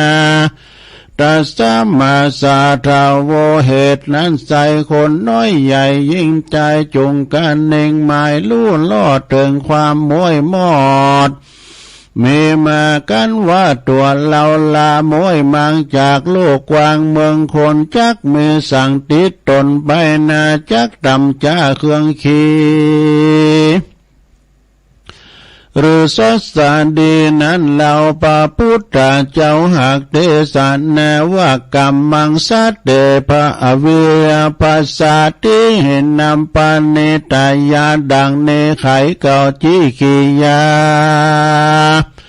ว่ากรรมนั้นมวลมากย่อมจากลากสัตตาอนาตนได้กาดำมานั้นโสดกาดำกรรมโหดอันลายบาปตอบใส่ปามีได้เครื่องขี้เอาไม่ซะส่วนกาดำดีไว้มากน้อยบุญจองหอยติดวานสุขอันนั้นข้ามเจ้าดังนี้แลนาบาทนี้ต้านตั้งหลายหนุ่มเท่าเมศรัทธาเก้าเป็นปาดานมีใจบานชื่นจอยได้ลาต้อยกองดีการหนึ่งมีเกิดลอดถึงคนมวยมอดตายไปถึงจักหลักกันเพียงใดนั่นใส่ก็เอื้อเฟื้อกันบ่ได้นานามมีแต่กาตำกรรมตั้งบุญเฮตานุนหยาดน้ำอุติสาพร่ำไปหายังภูมอละนามวยมัง จากโลกกว้างเมืองคนบุญกุศลส่งอยู่เฮใดยาอยู่สดสาดีอันว่าบุญกุศลมีเยื่องนี้จักหลีกลี่นี้หายหรือสูญไปได้ปังเป่าคนหนุ่มเผาหากถามหาว่าเราขอจากเก่าจี้หือแจ้งที่ตามลาย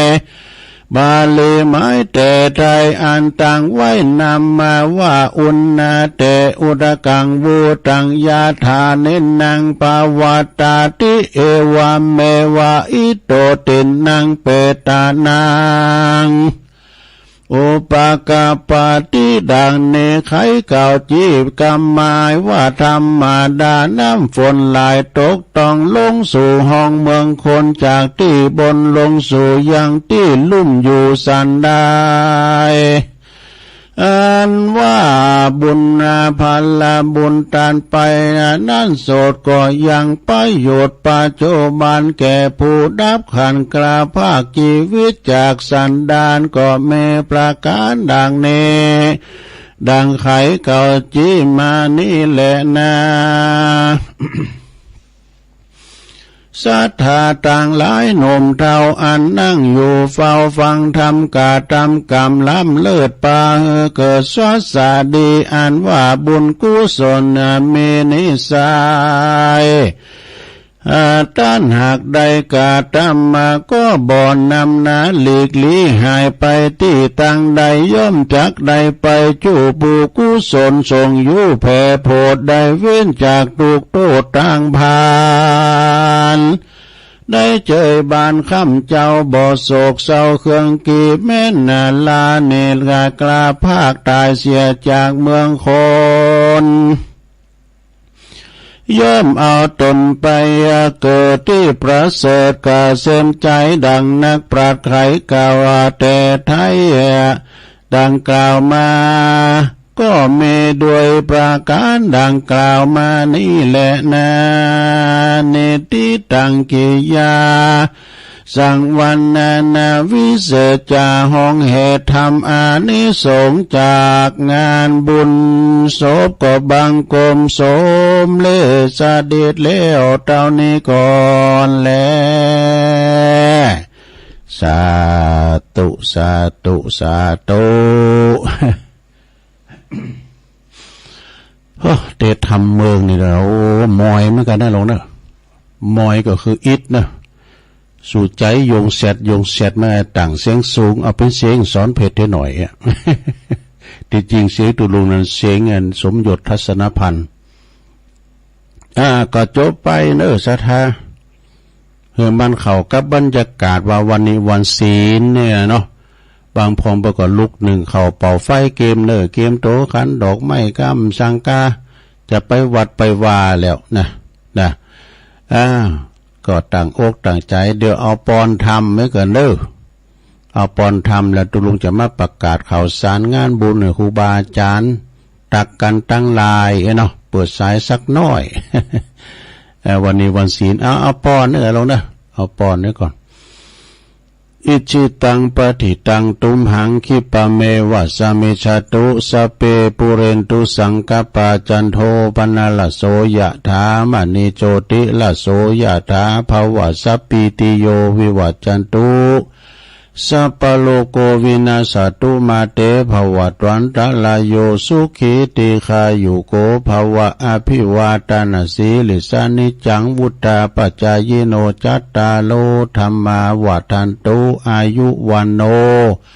สุขังปะลังอยู่ดีมีสุขในโลกเนอ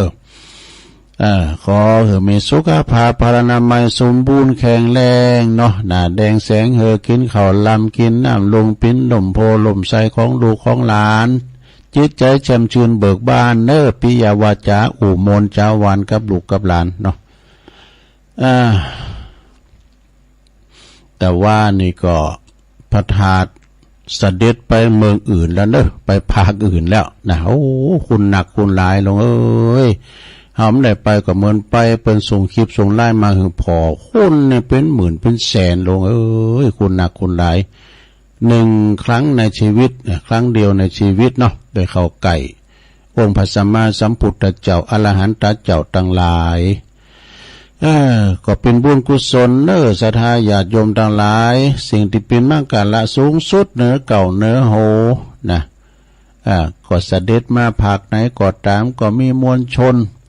พุทธศาสนิกชนทั้งหลายเข้ามาสักการะบูชากราบไหว้แม้นว่าบ่ได้อยู่ไกลกายไปก็เป็นมงคลอย่างยิ่งเนอศรัทธา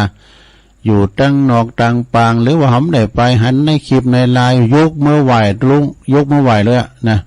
หอมได้ไปเขาก็หันนี่นะเขาก็หันจะเล่นก็ผ่านไปเป็นวันเนาะศรัทธาญาติโยมเดี๋ยวกันเด้อตุลุงก็จะได้ประกาศข่าวสารงานบุญให้ครูบาอาจารย์สักเล็กน้อยนะศรัทธาญาติโยมโอ้ทรงนี้ก่อนหน้าการหน้างานในลงเนอะหน้าการหน้างานบุญงานกุศลปล่อยหลงปล่อยลามปล่อยหล่อ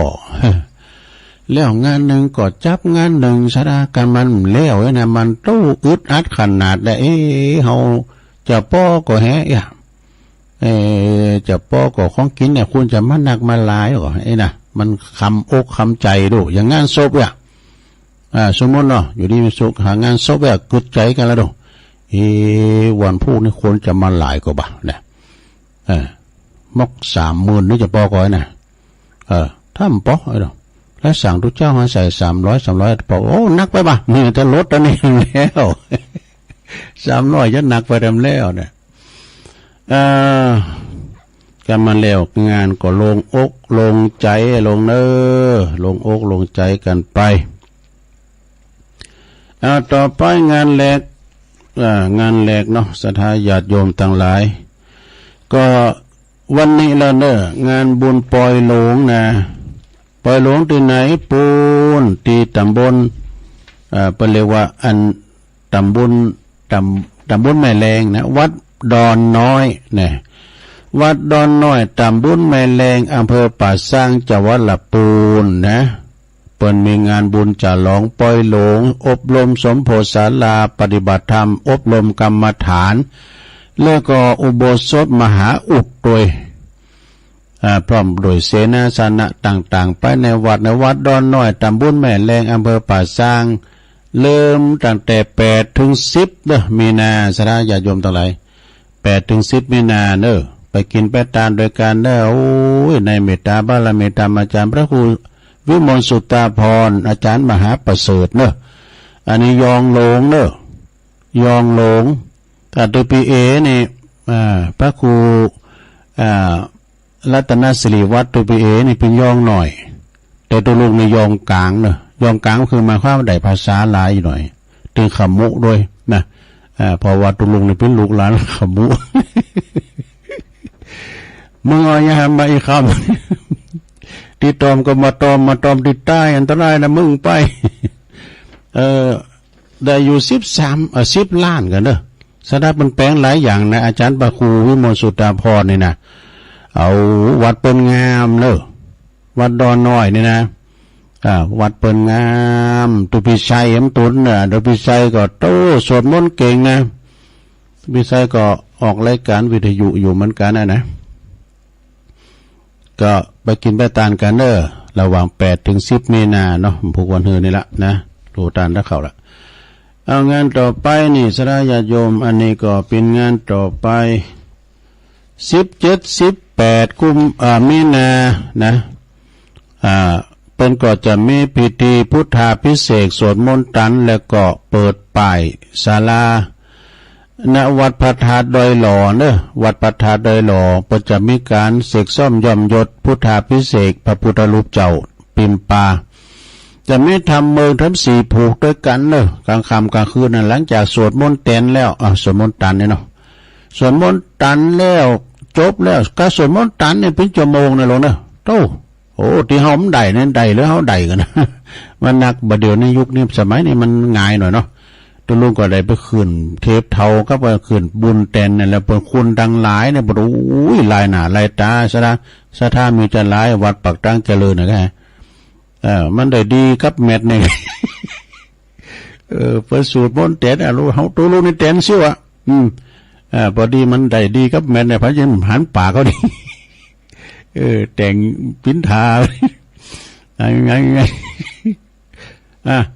ก็จะมีทำเมืองทั้ง4ผูกเนอะที่วัดพระธาตุดอยหล่อนะ17 18เนาะเสร็จจากสวดมนต์ตันแล้วเตทำ4ผูกแล้วมีสวดเบิกแถมคณะสงฆ์จากวัดพระธาตุเจ้าสลีจอมตองก็จะมาสวดเบิกแถมแล้วโกนขอดติบแถมเจ้ามาก็เบิกเนธเนี่ยนะพระอธิการจิตอานาลโยเนอะเจ้าอาวาสนะ17 18มีนาเนอะเอางานต่อไปศรัทธาญาติโยมทั้งหลายงานต่อไปข้าวสารงานบุญอันนี้เป็นวัดล่องเคอกกวาวเนอะมงคลว่าลามแม่ยินค่ะแม่ยินหายหน้าหายตาไปเนอะแม่บัวเย็นแม่บัวยินแต่เราล่องเคอกกวาวกูเตอปนฟังเนาะ วัดมงคลวรารามหล่องเคอกวาวตำบลหนองโยงอำเภอเวียงหนองหล่องนี่เป็นจะมีงานบุญฉลองตราตั้งเจ้าอาวาสพระอธิการนครปัญญาวุฒโธเนี่ยตุปีคอนนะในวันที่7 เมษายนวันที่7 เมษายนปุ่นเด้อเดินหน้าเมื่อก่อนนะเดี๋ยวก็เดี๋ยวก็ถึงเนาะมันจะมีซองฟังไปแสดงมุติตาจิตเนาะแสดงมุติตาจิตไปชุนชมยินดีแล้วก็พระจะไปปิ้นเจ้าภาพหับสังปิ้นเจ้าภาพหงตานะติดต่อติตุปีคอนเนอตุปีคอนนะตุปีชัยวัดนั่นแหละชัยวัดเหมือนจือตุลุงเลยนะอันนั้นเป็นปิ้นผาบัณฑิตแล้วก็แถมวัดหนึ่งนี่ก็ปุ้นวัดพุทธนิมิตนี่เป็นปอยโลงเนอะเป็นปอยหลวงวัดพุทธนิมิตฉลองทำบุญปอยหลวงหอไตรหรือว่าหออันธรรมเขาเนี่ยนะแล้วก็เสนาสนะต่างๆนะที่วัดพุทธนิมิตวันเสาร์ที่16 มีนาคมเวลา 8 โมงเป็นต้นไปโคตานก็จะเข้าวันนั้นนะโคตานหอวัดโคตานเจ้าบ้านนะวันที่16 17ก็เป็นวันตาล16โคตานเข้าเนอะเท่า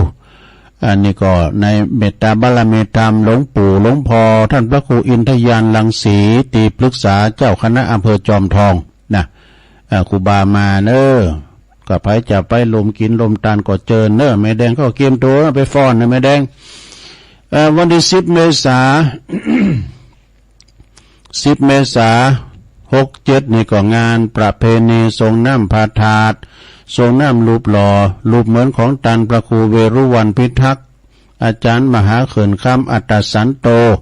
อดีตเป็นเจ้าอาวาสวัดสุวรรณวิหารบ้านแม่อาวอดีตก็เป็นเจ้าอาวาสวัดพระพุทธบาทตากผ้าโดยอดีตก็เป็นเจ้าคณะอำเภอป่าสร้างโดยเนอะอาจารย์เขินคำเนี่ยนะแล้วก็เป็นจะมีการทำบุญสังหลงสมโพธิเสนาสนะโดยเนอะตุปีบินนี่เป็นแปลงหลายอย่างแปลงในวัดในวาสุวรรณวิหารนี่นะแล้วก็พระครูสุวรรณสินวิสุทธ์เนอะอันนี้จื่อใหม่เปิ้นนะพระครูเปิ้นจะไปหาวันที่25ละวันที่25ที่วัดพระธาตุสารีจอมทองนี่นะเปิดปิเจ้าคณะตำบลนครเจดีย์เขต2เนอะนะวัดสุวรรณวิหารแล้ว16-17 มีนาเนี่ยเป็นจะทรงน้ำพระธาตุครูบาจักอินทจักโกวัดทุ่งโป่งเนอะอำเภอตำบลเหล่ายาวอำเภอบ้านโฮงในเมตตาธรรมอาจารย์พระครูพระสมุสุเมธีทิติโกตุปิเคเขาแล้วก็ท่านพระบดิกากฤษกรเนาะผู้ช่วยเจ้าวาดด้วยรองเจ้าวาดเป็นจะไม่งานเนอะวันที่16-17ครูบาจักอินทจักโก ที่วัดทุ่งโป่งเนาะปีนี้ตุลุมได้ไปแต่ปีหน้าก็เนาะมันติดงานนะโอ้ตีกันหลายตี16-17นี่นะก็ไปกันเด้อไปกินไปตานกันนะพอลงค่ำก็เนาะทำงานหนึ่งอันนี้ก็ ทำงานหนึ่งก็ปุ่นวันเดือน6ปีเนี่ย23-24นะ23-24 มีนา67นี่ก็งานประเพณีประจำปีที่วัดสิริมังคลาจารย์นะเดิน6ปีเนาะในเมตตาธรรมอาจารย์พระครูธรรมธรปัทวนอภัยโยนะเปิ้นจะมีไหวสาบารมีธรรมสมเด็จย่าโดยทรงน้ำพระธาตุโดยเนาะปลงวัชระ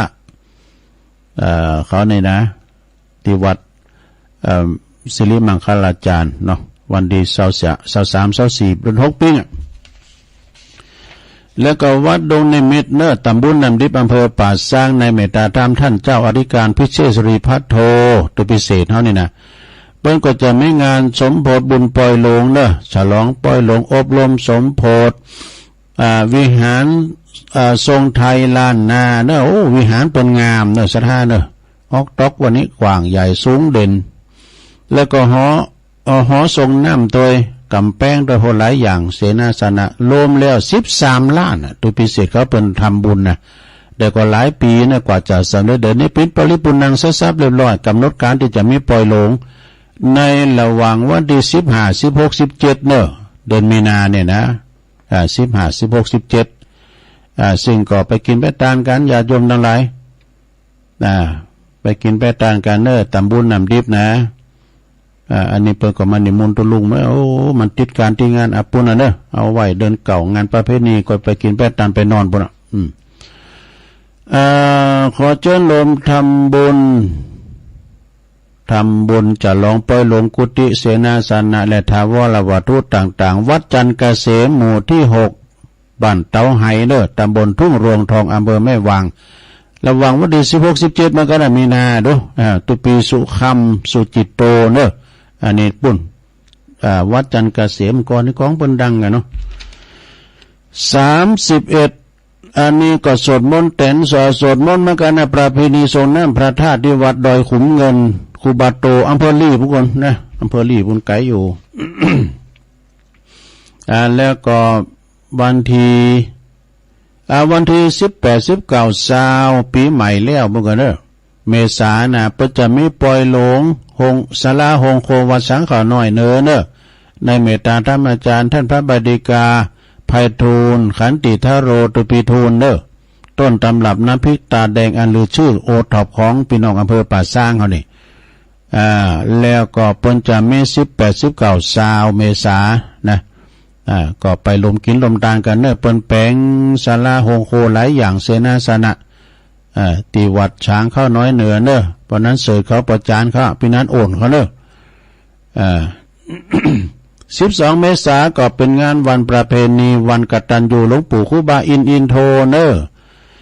ที่วัดใหม่หนองหอยนะวัดใหม่หนองหอยในเมตตาธรรมอาจารย์พระครูสังวรยติกิจเนอะอันนี้ก็งานใหญ่เนอะสถานเนอะเปิ้นแปลงใหญ่ด้วยเปิ้นแปลงถึงพัฒนาเจดีย์ถึงวิหารหลวงในวันที่12เมษายนเป็นงานประจำปีทุกปีเนอะนะ12เมษายนนะตกลงไปกุปีคุณนักพี่น้องใต้ก็หลายนะที่วัดใหม่หนองหอยนะแล้วก็เพิ่นจะมีบทเน้นหมู่เนอะที่วัดหนองหอยวัดหนองเหงนะวัดหนองเหงก็ตำบลเดียวกันนะสันติสุขเหมือนกันนะในเมตตาบารมีธรรมอาจารย์พระครู พระครูวรธรรมนาถเนาะท่านเจ้าคณะตำบลสันติสุขตำบลสันติสุขนะเปิ้นพร้อมประกับคณะสงฆ์เปิ้นจะมีการโบสถ์กันในวันที่6เมษายนเนอะวันที่5ก็มอบโตกัน6ก็จะได้โบสถ์กันเนอะสามเณรภาคฤดูร้อนเดี๋ยวนี้มีกว่า30แล้วนะพระจะไปหลับปิ้นเจ้าภาพพัฒหารเจ้าพัฒหารเพนผ่าก้ามสังกาอีนะก็เจอนำปานะกานี่ในวันที่5นั้นเปิ้นก็มอบโตกันซ้อมกันนะซักซ้อมกันให้มันคล่องนี่นะ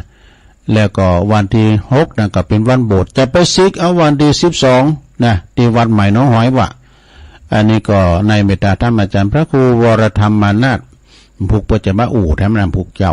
วันศีลวันนั้นติดนะแล้วก็งานต่อไปศรัทธาญาติโยมทั้งหลายอันในวันที่1เนี่ยศรัทธาที่1เมษายนนี่ก็งานประเพณีวัดสันเมืองเนาะส่งน้ำพระธาตุเจดีย์พบโชคทวีสลีสันเมืองนี่นะ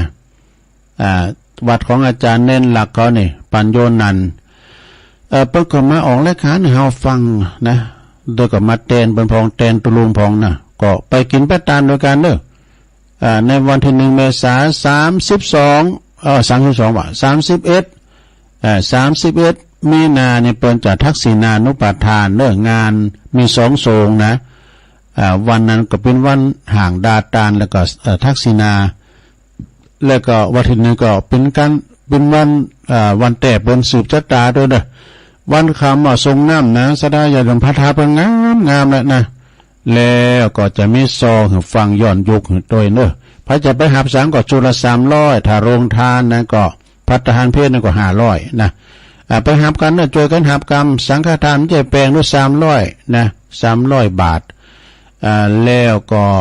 เพนนะก็500ติดต่อสอบถามได้ที่สามเณรเอารักปัญโยนานเนอวัดสันเมืองนะ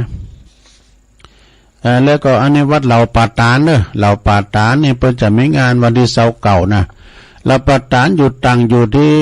ตำบลช่างเครื่องอำเภอแม่แจ่มบนนะเพิ่นจะมีพิธียกจอฟ้าอุโบสถวิหารจตุรมุขโดยและพร้อมกันนั้นนี่เพิ่นก็จะมีฉลองสมณศักดิ์พัดยศโดยนะใน เมตตาธรรมอาจารย์ท่านพระประหลัดบดินทร์ศีลสังวโรเปิ้นได้รับชื่อหมายเปิ้นว่าพระครูศีลสังวรนะพระครูศีลสังวรนะในวันที่เสาเก่าเนอะ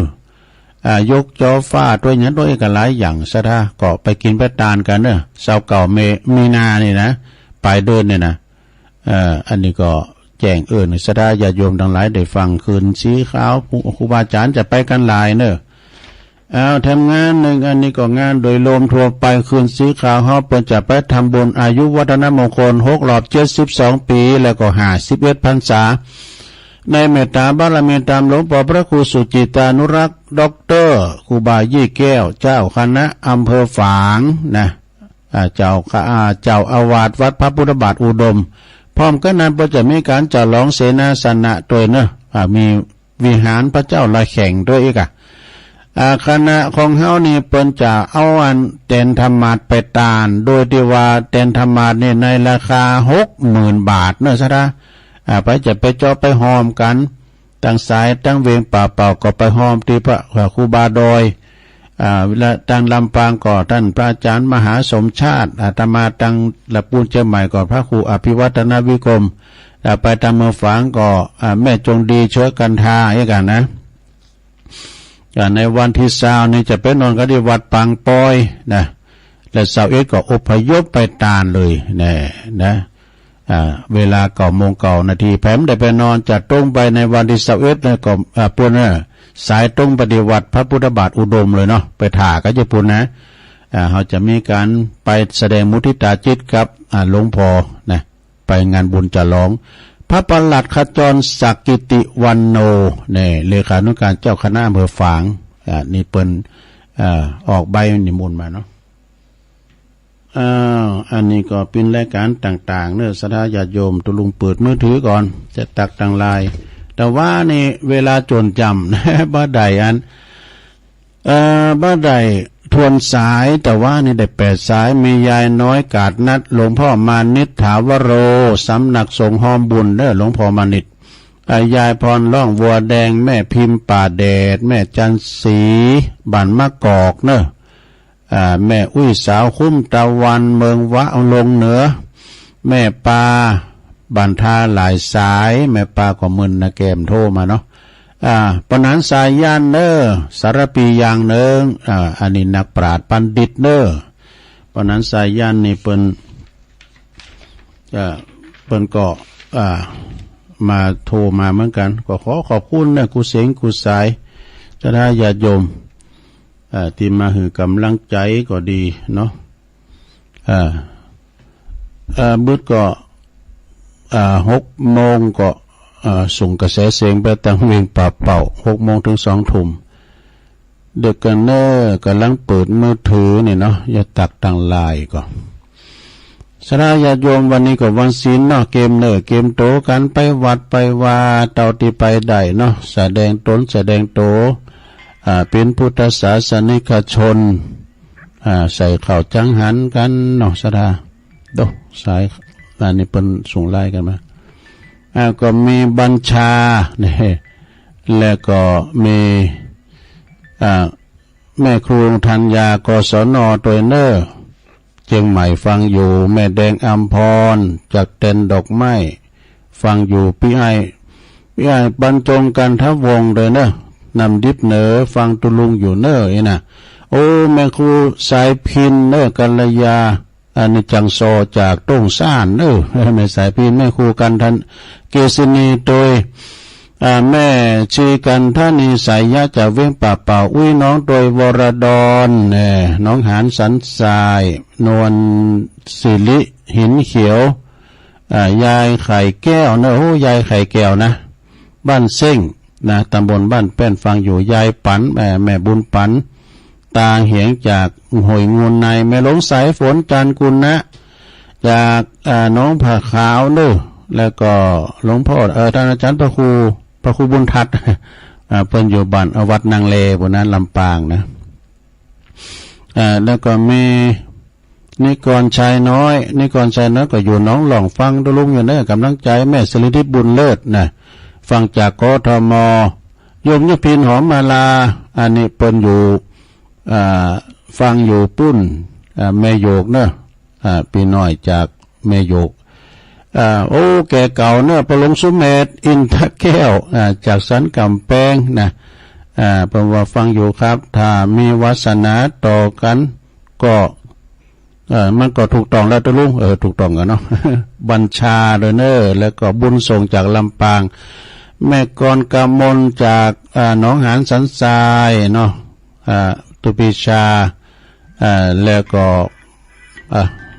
ทำคุณเดียวก็เดียวมาแล้วสายเจริญปอนไอ้ไรคะมาอุดจนมือนั่นแท้ไม่ว่ามันก่อแก้จำได้แม่วันเนาะแม่วันบัดกอบตั้งสวรรค์แม่วันบัดมะกอกปะซ่างนะปะซ่างสบายดีฟังชัดเจนนะแม่วันเนาะชัดดีเนาะเดี๋ยวยินดีแม่วันเด้อเสียมเขาเพิ่นฟังกันหลายบันกอกเจริญปอนแม่วันเด้อโตสายต่อไปเจริญปอน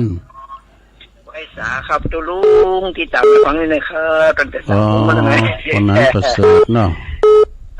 ด่าขัวไปวัดไปว้าอยู่ครับนู่นนึงเขานึงเนาะชัดเจนดีนะครับตุลุงชัดเจนดีเนาะขอบคุณปนันหลายๆเนาะฟังแบบสมดมันใจอันคนว่าอันน้ำทำคำสอนเจ้านอนน้ำทำน้องใส่หน้าเขาน้ำทำคำสอนคิดในใจแล้วดึงดีครับเนี่ยกระดึงบ่ได้คิดเกียดคิดอย่างแท้นะครับดึงจุ่มเนี่ยเย็นใจชุกครับขอบคุณคนนั้นหลายเนอะกับใจให้ลุงขอลุงได้อยู่ดีชุกนะครับเป็นลุงโฟลมใสแกลุกแกหลอนแกบอกต่อไปครับขอเลยครับโทษในตัวแทนจะวัดนานเนอะจำวัดนานปอนั้นประเสริฐเนาะนาน้อยนาเจริญปอนกราบไหว้สาครับหลวงเน้นหลักปัญโยนันเนาะเน้นหลักมาแล้ววันนี้ก็ได้ฟังธรรมม่วนอกม่วนใจธรรมเกี่ยวกับธรรมะคำสอนมีคตินักๆนะครับก็ขอบคุณหลวงลุงนักๆนะครับประกาศงานเนาะครับผมจะว่าไก่มาตีๆก็ไก่กะน้องกำเดียวถึงแล้วนะก็ติดจะถึงแล้วนะโน้แป๊บเดียวแป๊บเดียวนะครับเนาะ21 วันนั่นก็ครับจะได้ก็นิมนต์หลวงลุงตั้งแต่วันที่31ไปเลยนะครับเนอะยินดีครับเน้นหลักหลายๆเนอะเขาไปครับเนาะโยมไปครับ31ครับสาธุ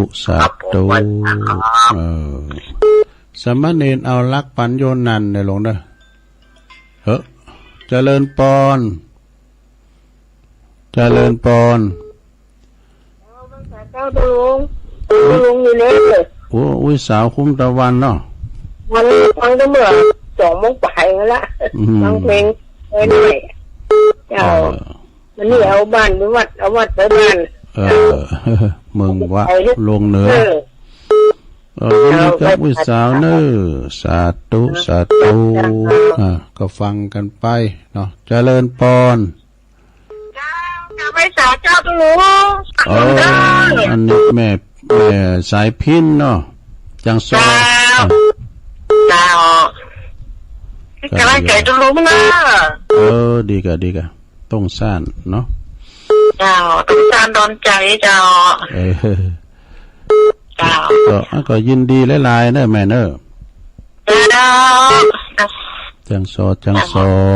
ขอบคุณนะลุงนะนำตามคำสอนนะเจ้านะเจ้าจะไปหาเจ้าใส่พินเนี่ยเป็นพี่น้องกันตื้องานเจ้าคณะตำบุญบ้านคอหรอจะเลยแม่เพียนว่าไปเลยว่าจ่าเจ้าแสงไฟสว่างกายแสงธรรมะสว่างใจสว่างกายและแสงไฟสว่างใจและแสงธรรมเจ้าความชัดเจนที่คุณกาจะลุงเด้อยินดีเนอสาธุคนสู้ชีวิตเจริญปอนสาธุตุลุงแม่พิมพ์ป่าเดชเนาะเจ้าฟังตุลุงเจ้าแล้วเนเจ้าป่าเดชต้นใจชัดเจนดีชัดเจนนี่เนาะเจ้าดีละสาธุเจ้าไว้สาเจ้า วันสินด้วยวันนี้เจริญปอน วันแต่ครับ โอ้ปอธนาดา ครับผมฟังนะครับ ปอธนากับมุนนาเกเหมือนกันแน่นอนครับผมโทรเหมือนกับว่ามันดีครับลุงครับผมเป็นกำลังใจที่ลุงตลอดนะครับยินดีหลายๆเนี่ยปอธนาเด้อครับผมวันแต่ครับผมเป้าหมู่สีนั่นนี่นะเจริญปอนเจ้าภาษาเจ้าตะลุงแม่สมภาราเจ้าชัดเจนเลยเนอะตะลุงแม่ยอดสันสายแต่มาโทรบัตันสักคำอ่ะมากับฟังเจ้าฟังผู้วันน่ะเจ้าโทรบัตันเพิ่นก่อนพี่ยังวันนี้เต้นแล้วนะยินดีแม่สัมผัสหลายๆเด้อนึ่งเข้านึ่งอย่างนี้จะไปวัดนะครับครับคือกำลังใจตะลุงนะเจ้าสาธุเด้อเจริญปอนเจ้าแกบเลยจ้าเจ้าคุณรู้วันนี้ก็ไม่บุญแต่วันเด้อตื่นขึ้นมาได้มีลมหายใจได้ไหว้พระได้ฟังธรรมได้เหมือนโยกวัดมาที่บ้านเด้อแม่จุกเกี้ยวศิลปรสิตี้อ่ะพระนงละปูนนะทุลุงชัดเจนดีนะทุลุงนะยินดีได้แล้ว98.75วัดเฮ้ยจ่องชัดเจนเด้อเจ้าสาธุเด้อทุลุงสาธุเจ้าทำสายเหรอเจริญปอนเจ้าทุลุงฟังอยู่เนอะบันไลนะน้อยเป็นไหมเจ้านี่ลำปางเนาะเจ้าลำปางแม่น้อยเจ้าไล่นะน้อยเนาะเจ้าบันไลนะน้อยสดเจนดีตัวลุงดีละวันนี้รับตัวให้ฟังตัววันนี้ตัวไปอันเดินไปอันไปดีประทาดเนาะยังไปละเจ้าเดี๋ยวขอบคุณอนุโมทนาบุญด้วยแม่เนอเจ้าไว้ค่ะเจ้าสาธุเจ้าหับได้แล้วก็หาเจริญปอนเจ้าจะต้องลงงานอุ้ยอินสุดท้ายแล้วเนอเนาะเจ้าไว้ค่ะเจ้าไม่สาบฟังอยู่แล้วเจ้าเป็นกำลังใจตัวลุงนะเจ้ายินดีได้โลนะพอดีหรอ12 สายเนาะ